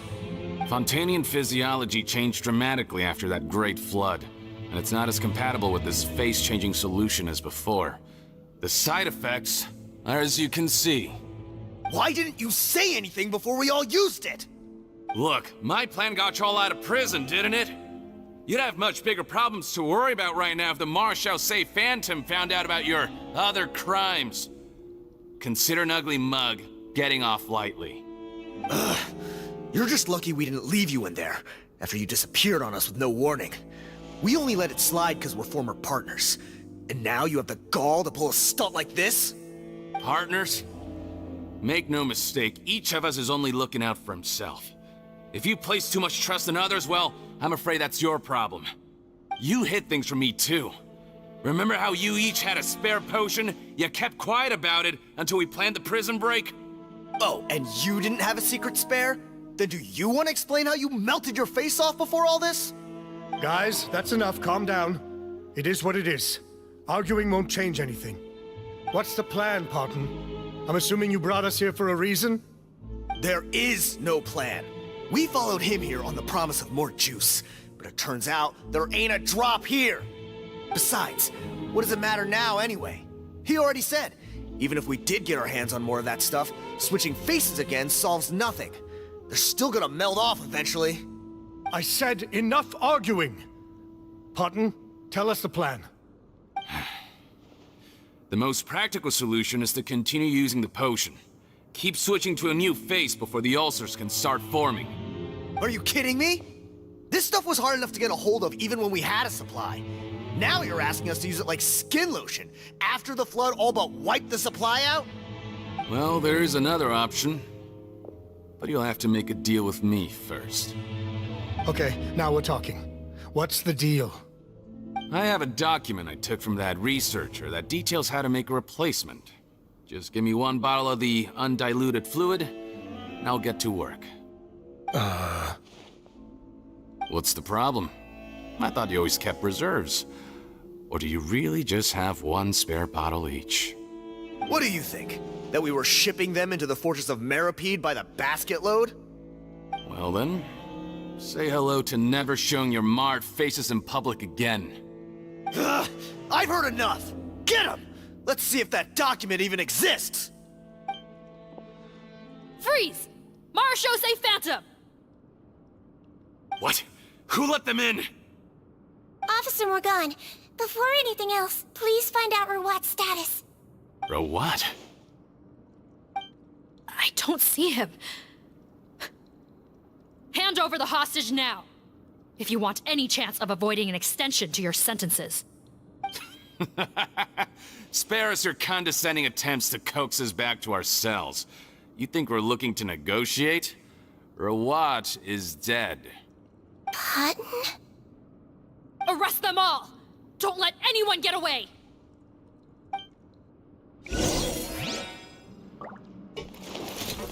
Wibbly wobbly!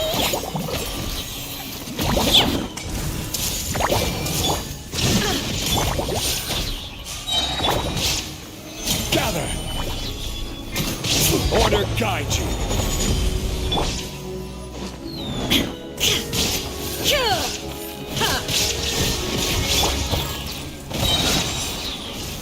Solidify! I see everything. You might feel a little prick.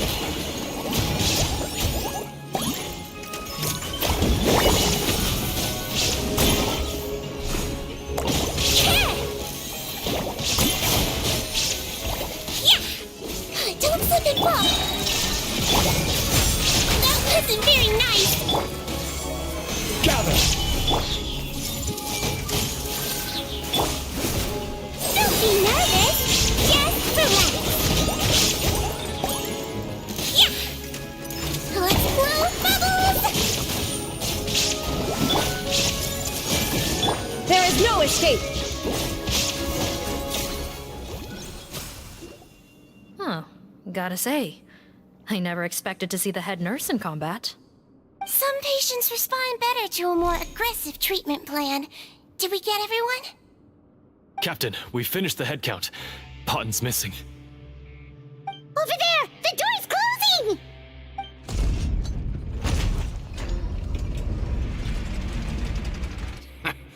One group trying to arrest me, another trying to hunt me down. Good. I gotta kill two birds with one stone. How did he get up there? There must be a secret passage somewhere. Find it! Don't waste your energy. I already sealed it off. How naive. We have more people outside. If we're not back out by the agreed time, they'll come to our rescue. Well then, you'd better hope they get here in time.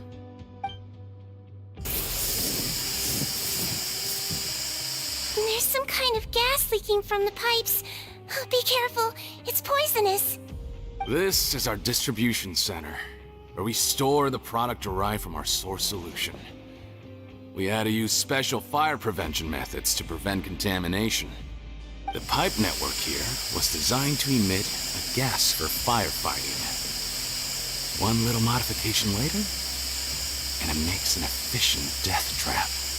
Why would you do this? Your partners are here too. Oh, please. If they can't supply what I need, they're of no further use to me. Besides, I can't have them exposing my potential whereabouts. He's a maniac! Come on, we gotta find a way to open that door! Go ahead, struggle in vain. Once the last of you croaks, no one will ever find me again. So long! Are you sure you're ready to leave, Patton?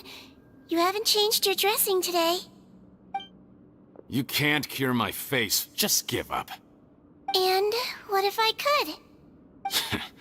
Nice try. You're just trying to stall me. Don't you worry about me. I'll find a way to cure my face once I get out of here. Oh, I doubt it. After all, Fontanians can no longer dissolve in primordial seawater.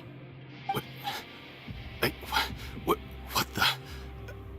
How did you... The key component of the face-changing potion is the fluid left behind by dissolved Fontanians. It might look like ordinary water, but it has some unique elements in it. Before the flood, all Fontanians were oceanids, physiologically speaking. A potion made from that fluid could dissolve and reconstruct the face of a Fontanian in much the same way as hydroidolins change form. Theoretically, it could give someone any appearance they wished. But since the Flood, Fontanians have become true humans. They can no longer provide the source material for this potion, nor reap its benefits.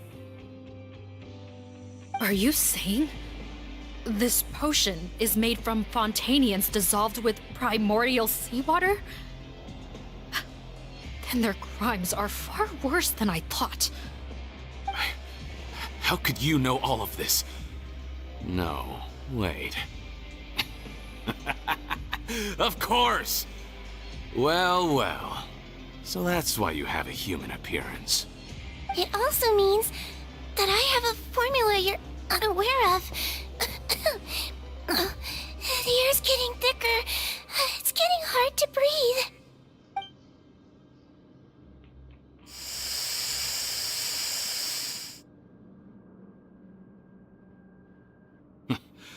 I might get to make a deal today after all. Alright, keep talking. How do you intend to give me the formula? Oh, it's not a formula, but a finished product. I have a bottle of it right here. What? When I tried Rawat's skincare product, I noticed it had a certain special component in it. So I had my friends gather some other ingredients for me, and sure enough, a little experimenting later, I'd produced the potion. I'm guessing his skincare lotion contains the fruits of your joint research? Huh. Impressive guesswork. Yeah, we were a supplier for some of the raw ingredients. But it only contains a tiny amount of the active ingredient. The effect is minuscule compared to the undiluted fluid. Well, I found a way to reverse the dilution process, giving the skincare lotion a similar effect to the fluid it is derived from. That's impossible. If I tell you some of the ingredients, I think you can figure it out. First, you need to combine tainted hydrophantasm tissue with transoceanic pearls at a ratio of around 3 to 7. Tainted hydrophantasms and transoceanic pearls. I see. Can't believe I never thought of that. So, can we make a deal? Sounds good to me. There's a delivery pipeline beneath this window. Drop the potion in, and I'll release you all. Nope, not trusting you that easily. You're like those naughty kids who try to hide their illness. Open the sluice gate first, then I'll hand you the potion. Even if you're not bluffing, your potion won't cure my face permanently. You really think you have any leverage here? I'm not closing the valve this time. Clock's ticking. Fine, then I'll just stand here with the potion in my hand. And when I faint from the poison, I'll drop it and it'll be destroyed. No.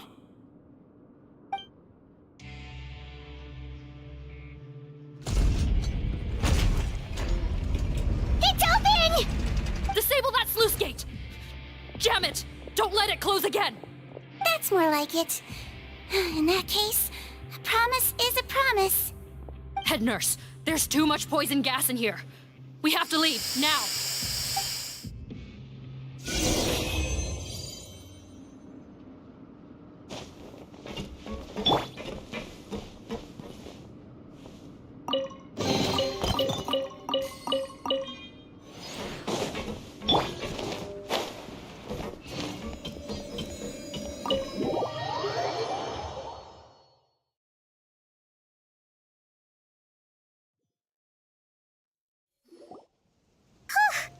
That was too close.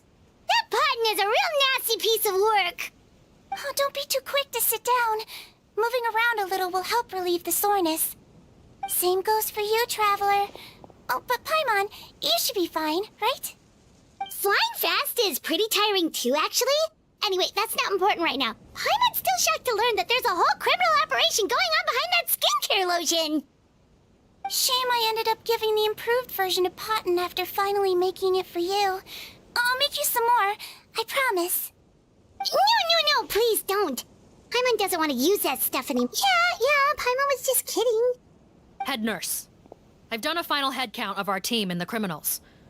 Everyone's here and doing fine. We're ready to escort the fugitives back to the fortress of Meripede. It's a shame that we didn't find Rawat. At this point, I'm afraid he's probably deceased. What a horrible bunch. Especially that Patton guy. If he hadn't made good on that deal, we'd all be dead because of him. No, we wouldn't. I always keep a whole bunch of antidotes on me for emergencies, and one of them neutralizes that poison gas. We'd have been fine, even if you hadn't opened the gate. What? Then why did you give him the potion? If this is true, I must concur. Sorry to be blunt, but I think you made a bad decision by handing him that bottle. If he changes his appearance and flees Fontaine, it's unlikely that we'll ever find him. No matter how cooperative his accomplices are when we question them. No, you don't understand. I gave him the potion precisely so we could be sure where he'll go next. What do you mean? We gotta hurry. She won't last much longer.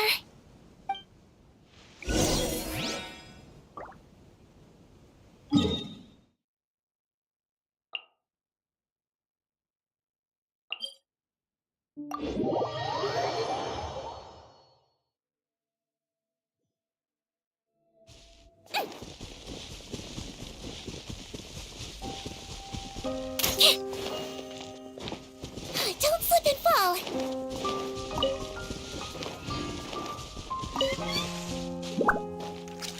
Don't slip and fall.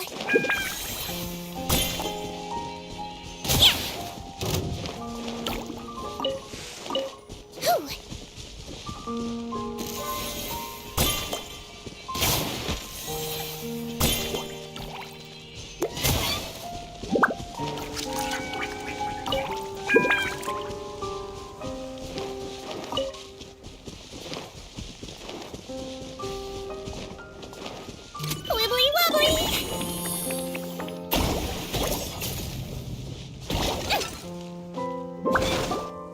Don't move a muscle. I might be short, but I pack a mean punch. Captain, you're just in time. While I was lying in wait, I spotted this crook snooping around, trying to find a way in. So I detained him. Whoa. His face. Are you... Potton? So this is where you were heading, huh?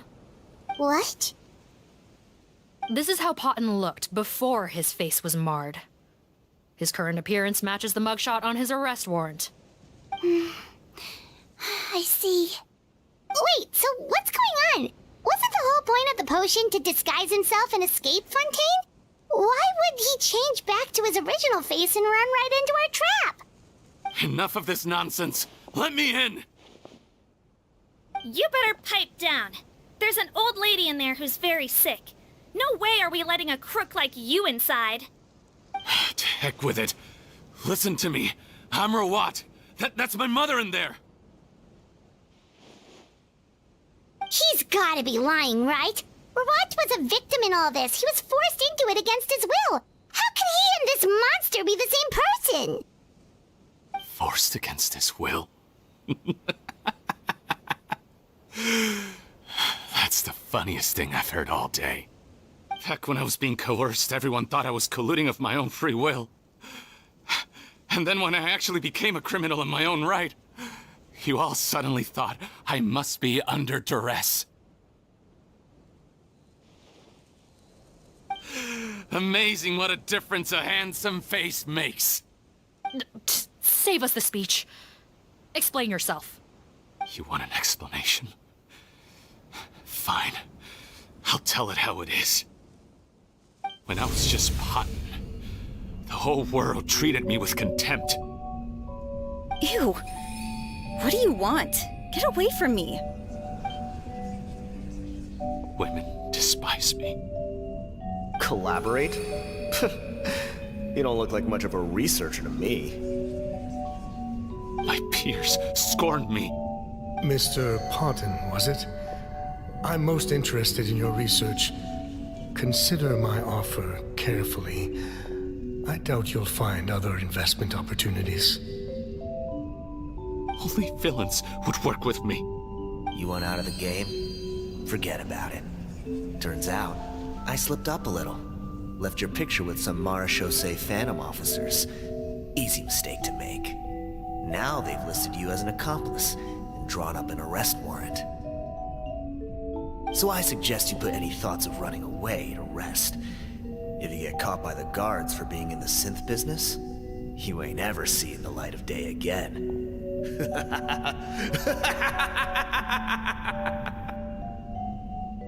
There was no way out for me. Until I could stop being Potton. Mr. Rawat, I have something I'd like to tell you. I became popular with women. This new potion you developed is fascinating. Genius, in fact. Would you consider working with me? I'd be happy to sign a licensing agreement. My peers looked up to me. Okay, I'm very interested in your research, sir. You must no doubt have offers from countless investors, so far be it for me to ask for a full collaboration, per se. I merely wanted to express my interest. No pressure at all, naturally. And the villains even began to fear me. Becoming Rawat showed me what a superficial world we live in. But I did not hold a grudge. After all, this superficiality could be made to work in my favor. Or so I thought. But alas, the world seemed bent on finding a reason to make me despise it. Mother, I'm back. How are you doing? Who are you? I bought the best medicine Mora could buy, but nothing would cure her illness. In the end, I hoped she'd at least be able to see her son one last time before she passed, but when everyone else rejected me, the only person who cared about me was my mother. Then, when I became a rising star in the Fontaine Research Institute, I was unrecognizable to her. I have to let her see me again. Even if it means donning my own wretched, ugly face. Well, is that enough explaining for you? Now do you understand? Let me inside already! Have you ever considered if you'll even be able to look your mother in the eyes after what you've done? You found a way to completely change your identity. You could easily have escaped from them. But no, you chose to keep working with them. Why would I want to give up on such a lucrative business? The profits were dozens of times that of the synth business, and it was all above board.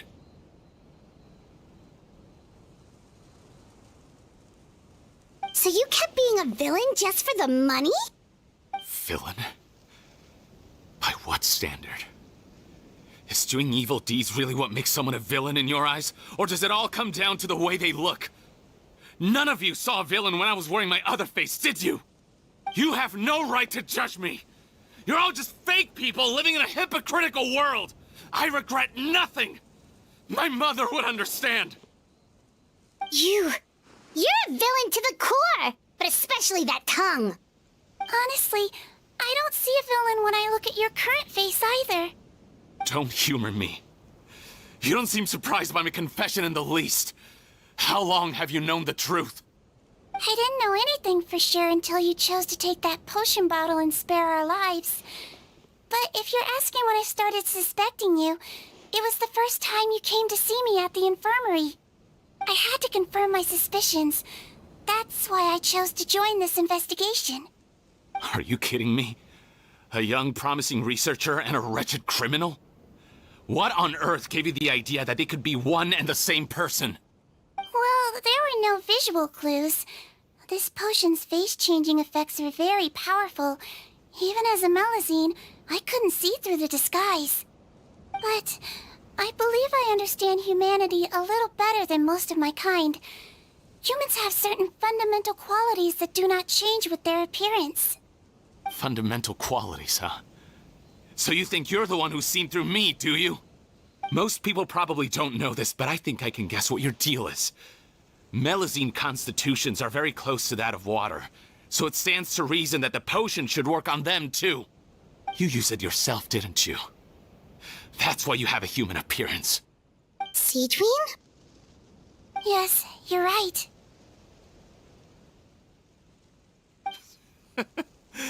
I'll bet it was back in the days when Melazines were discriminated against because of their appearance. It was either carry on living in the gutters as part of an alien race cast out by humanity, or become the head nurse of the Fortress of Meripede, revered by all. Not a hard choice to make. It's a no-brainer.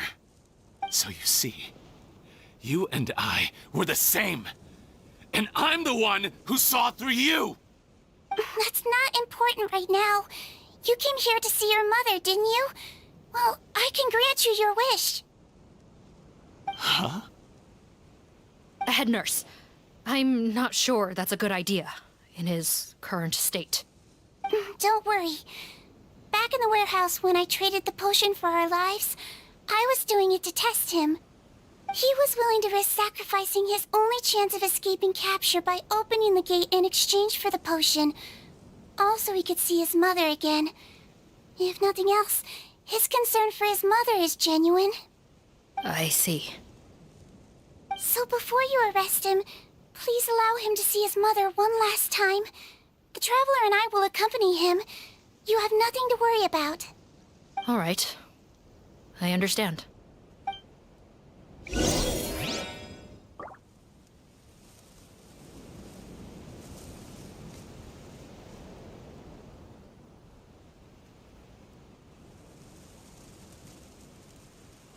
You only get one body, so you gotta take care of it.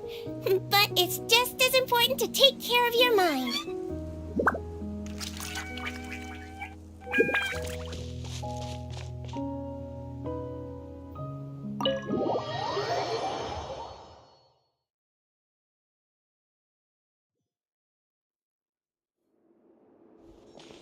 Mom? It's me, Potton, your son. You recognize me now, don't you? Mom, what's wrong? I'm sorry, but I have some bad news. I examined your mother last time we were here, and it appears that due to her prolonged fever, she's lost her eyesight.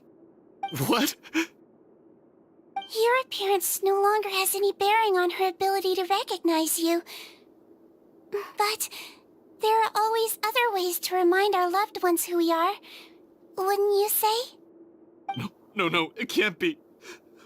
Please, Mom, open your eyes. It's me, your son, Potton. If you really can't see my face, then here, take my hand.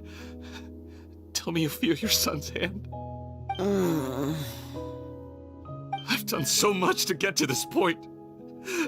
Please, you have to recognize me.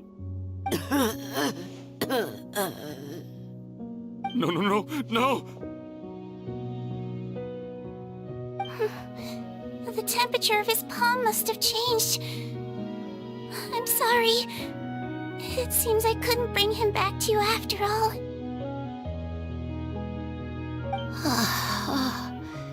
It's you. Thank you.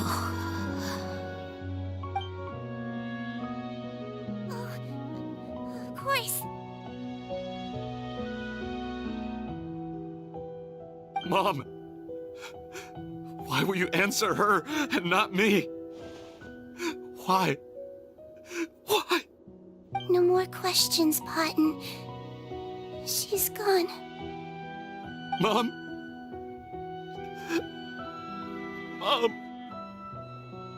I'm sorry to say this, Potton, but you and I are not the same.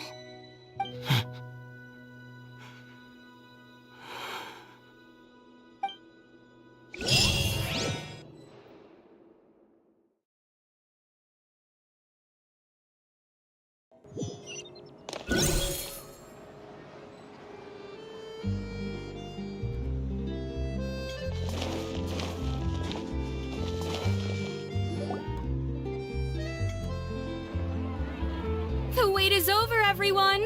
The sale of our new skincare product, Romaritime Essence, will now begin. Another skincare promotion! And it's selling as fast as last time. Wonder what people would think if they knew what was in the last batch. Oh, Seedween's here too! Hey, Seedween! Oh, Traveler Paimon, hello! Oh, I hope you two got a good rest yesterday after all your hard work. Of course! Nurse's orders, right? Anyway, are you here to take notes for your next article? Actually, I'm mostly here to help Officer Morgan wrap up yesterday's case. Ah, that reminds Paimon. That stuff sold like crazy, didn't it? Is it gonna cause huge problems? Nope, there's nothing to worry about. Unless modified, Butterfly Dew is an excellent skincare product that's completely safe to use. Besides, officers have already retrieved all Butterfly Dew purchased on the market. Now it's just a matter of disposal. After consulting Monsieur Nervulette, I came up with a way to neutralize any harmful effects, so it'll evaporate naturally without polluting water or soil. Wow, it's Seedween to the rescue again! Thank you for serving as our consultant, head nurse. All the butterfly dew we recovered has been disposed of, according to your instructions. Great! Good job, everyone! Also, you mentioned you wanted a copy of Rawat's interrogation records. Well, technically, Potten's records. Anyway, I have them with me. Here. After he saw his mother for the last time, it was like all his mental defenses came crashing down. He put up no resistance during the interrogation, and answered all our questions. We learned a lot. Apparently, the formula was something he discovered by chance while helping the criminal gang produce synth. Later, he came up with the idea to dilute it and use the resulting substance as a skincare product. Their supplier was Vache, but you could also argue that they were the ones doing him a favor. His operation helped Vache's gang dispose of an enormous amount of evidence. It made for a seamless collaboration. One man's trash was another man's treasure, and there were no loose ends. It's no wonder we never noticed what Potten's gang was up to. Vache again, huh? Is there still no end to the harm he caused? Make no mistake, the crimes of Vache and his accomplices will come to an end. It's only a matter of time. Since the flood cut off their supply of primordial seawater, they've been forced to resort to riskier methods, like using their private reserve to attack people on the street. Naturally, those attempts all ended in failure. After receiving numerous reports, we were able to zero in on the gang and eventually round them up. That sounds more like it! Based on what he told us in his confession, we pretty much had him backed into a corner, even though he made a point of distancing himself from the gang while disguised as Rawat. He tried to throw us off his tail by reporting his accomplices, giving him enough time to transform back into Potten and see his mother one last time. But there was one thing he hadn't anticipated. Even though Potten had been missing for a long time, we were very much still on the lookout for him. So the moment he appeared in public after changing back to his original appearance, we caught him. So he tried this once before, huh? Guess he really did want his mother to see him again. But in the end... Looking at the interrogation records, it seems like he spent the first sum of money he earned as Rawat on his mother's treatment. Yes, which is why I suspect that his initial motive for using the potion was not personal greed, but a desire to become somebody who had the power to save her. Even so, he went too far. In the end, he got what he deserved. I understand. Thank you for bringing me these records. Why did you want them anyway?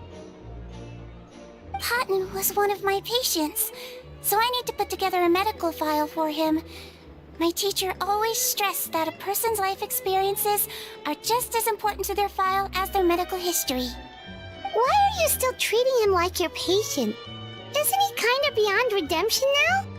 That may be true, but a patient is a patient, regardless of the choices that bring them to my care. One last thing, head nurse.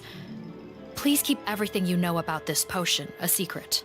It would be for the best if most of Fontaine knows nothing of its existence. Of course, not to worry.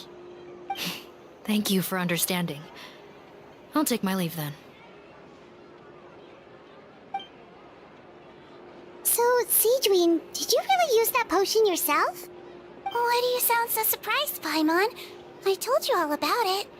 It was quite a while ago now. You mean that story about the witch and the potion? So it was really, actually, genuinely a true story? Yes, it really actually genuinely was. But... I know. There are some secrets I can't tell anyone about. But considering everything we've been through together, I know I can trust you with them. Before I tell you, though, could you follow me somewhere? I want to pay my respects to an old friend. Of course!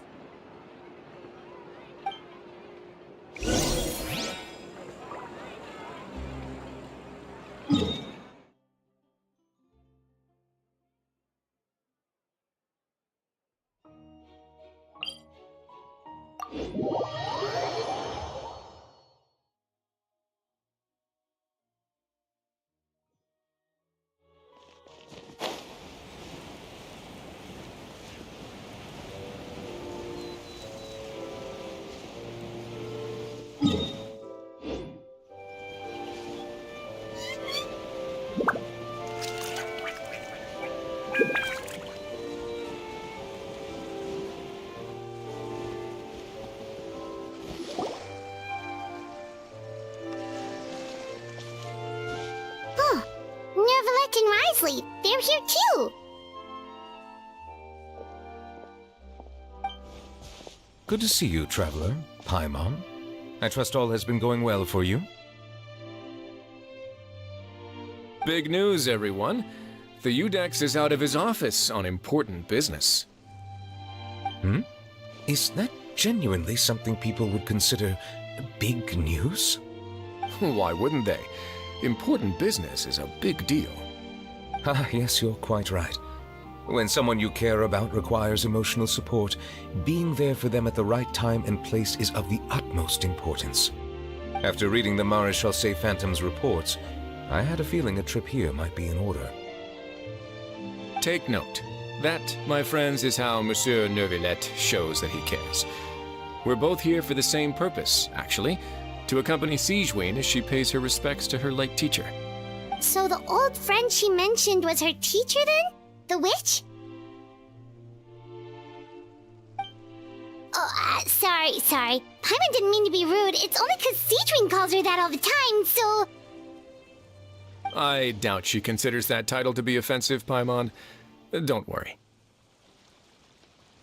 Indeed. In fact, I believe Siegween would take it as a sign of affection. She has spoken of this doctor on many occasions, and it sounds like she was a truly generous individual. In those days, many people harbored prejudices against Melusines. She was the only teacher willing to take Siegween on as a student. Wow. It's really nice of you two to be here for Siegween. Guess you guys really look out for your younger colleagues, huh? Younger colleague? Well, that might be true for the Udex, but I'm not sure I can say the same. Siegween served a sentence in the fortress of Meripede hundreds of years ago, and after she did her time, she decided to stick around. She's been an integral part of our administration ever since. Strictly speaking, the head nurse has been around longer than most people in the fortress, myself included. Pretty sure that makes me the younger colleague. She served a sentence?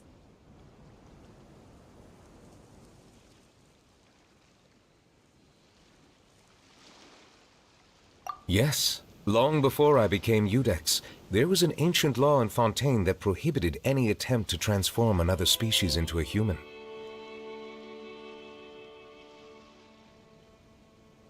Initially, I and most researchers believed this law to have been imposed due to ethical concerns. But now, it seems more likely that the law was nothing more than an insurance policy, a way for Egeria to ensure that her people would remain insulated from the truth, thus enabling them to lead more straightforward, happier lives. Ignorance is bliss, as they say. Sigewinne had her reasons for choosing to obtain a human form, but the act was nonetheless in clear violation of the law. Could you tell us a little bit more about what happened back then? Certainly. Sigewinne does not object to her close friends learning about her history. In fact, I first learned of it myself because she confessed the truth to me of her own volition.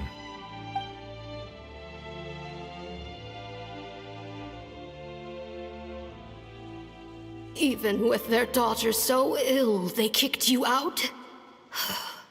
Stubborn as always. And prejudice isn't a disease I can cure either.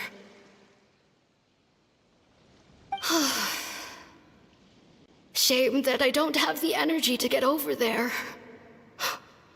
You're laughable, you old witch. You want to save everyone in Fontaine, but you can't even save the patient before you. Master, what are you... I discovered a strange disease, one I suspect that every Fontainian suffers from. But without witnesses or proof, no one will believe me. I had no choice but to experiment on myself to find a cure, but I hit a wall. And as you can see, it took a wretched toll on me. Then I'll find a cure for you, and then you can go cure her. There's no need. I am beyond saving now. There's nothing you can do. But, Master... As I said before, a doctor's duty is to treat whatever ailments they can. I know, but they don't trust me at all.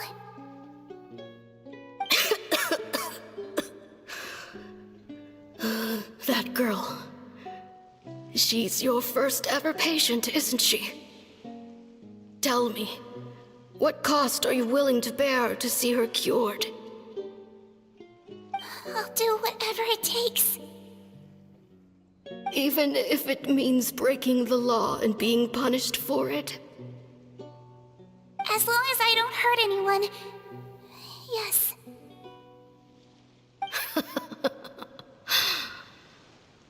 Spoken like a true student of mine. Then I shall make one more final gamble. And see my experiment through to its end. Leave me for now, and come back in 2 hours. If I am able to work this miracle, then I will have found a way to save all Fontainians, and I shall be able to help you treat that girl. If not, then it means there is one more disease in this world that I cannot treat. When Sigewinne returned, the miracle had not occurred. She found a potion bottle and a note on the table. After using the potion as instructed, she gained her current form, breaking Fontaine's law in the process. And after I had confirmed the veracity of the events, I gave my verdict. So that's what happened.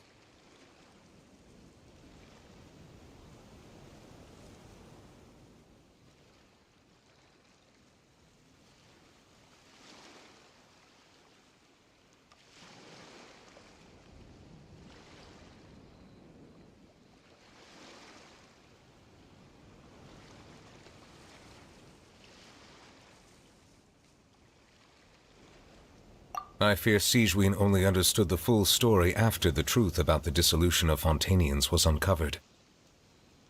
When I reflected on all this with that knowledge in hand, I felt a deep sense of regret. As I use the law to uphold justice, there are times when I cannot help but acknowledge its ruthlessness. After the final details of the events surrounding Sigewinne's transformation came to light, I checked several sources and, thankfully, the legal code does not require Sigewinne to shoulder any additional punishment. Wonder how she feels about all this. Since she invited you here, I imagine she intends to speak of these matters with you, no?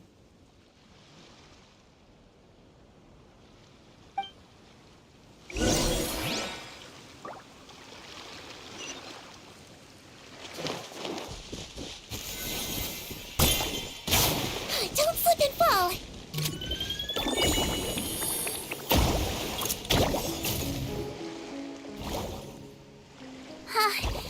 You're here. The old friend I mentioned was my teacher. When she passed, her body was nowhere to be found. All that's left of her is an empty tomb. And even that's deep underwater now. Sigewinne, the witch who gave you the magic potion, she was your teacher, wasn't she? Sounds like Monsieur Neuvillette filled you in.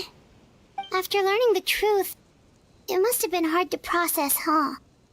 Well, to be honest, after I realized what really happened that night, my first thought was that it kind of made sense. It seemed exactly like the sort of thing she would do. But she was planning to sacrifice herself and never told you. That's just who she was. If lying is what it took to get a kid to take their medicine, then that's what she'd do.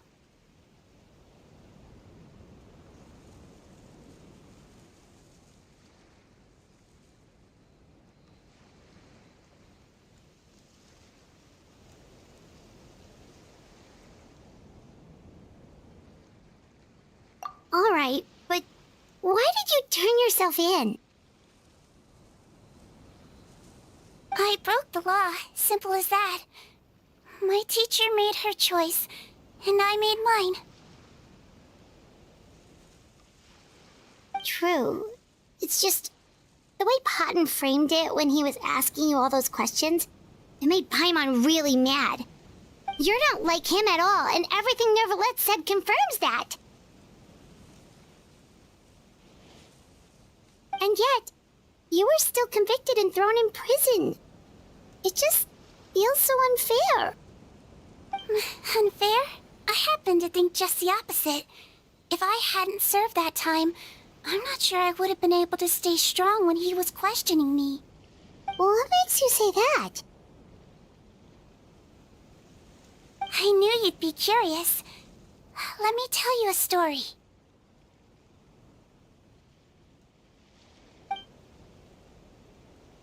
The verdict came down. This Melusine is guilty. The Iudex defended the authority of Fontaine law, but he did not confiscate the Melusine's medical kit. And so, the Fortress of Meripede gained a new little doctor.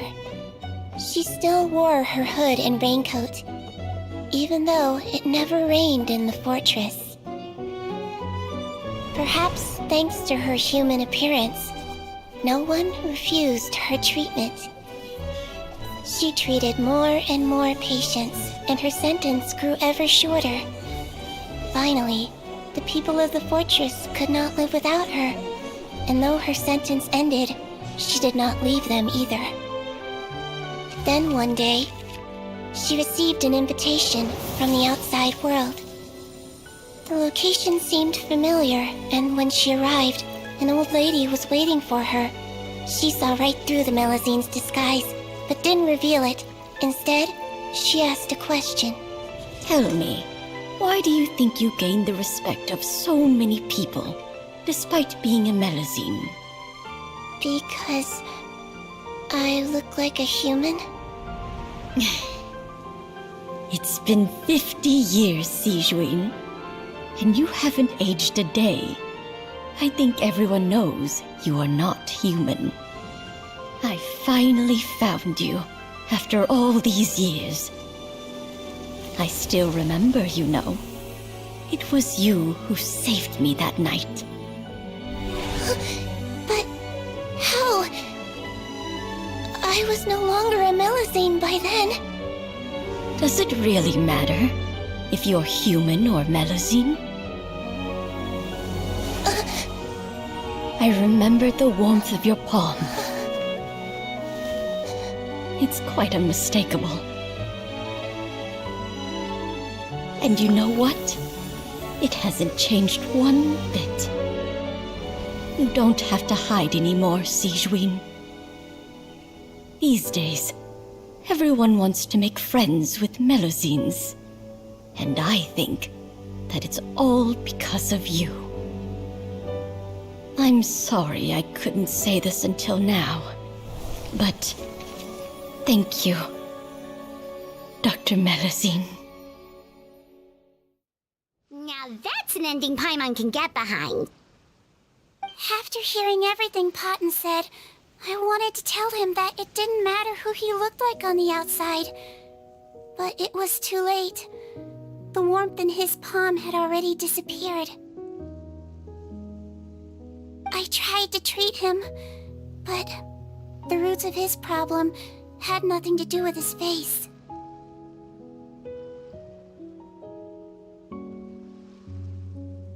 I understand. Thanks, you two. I appreciate you being here for me while I talk this through. Oh, it's nothing. Our pleasure. Oh, there's one more reason I invited you here. It's about time I finally give you what I promised. In order to restore the appearances of the face-swapping victims, the Marechaussee Phantom gave me special permission to make a few bottles of that potion. And I made one extra just for you two. But anyway, Paimon's definitely not interested in this stuff anymore.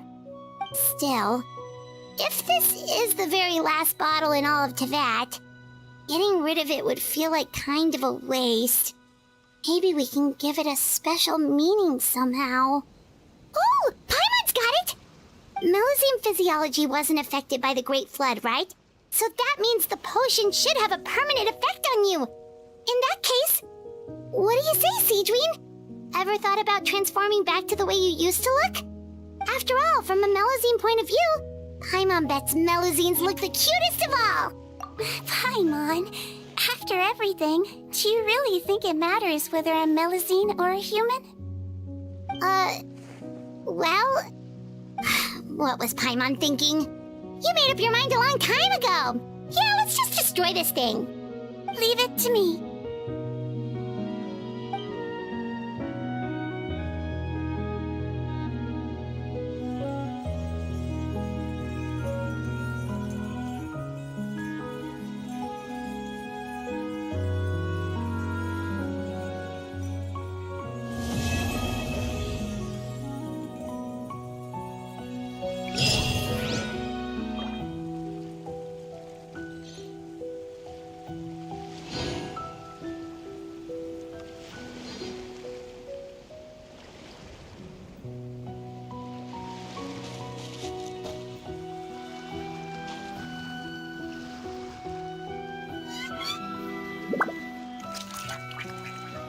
You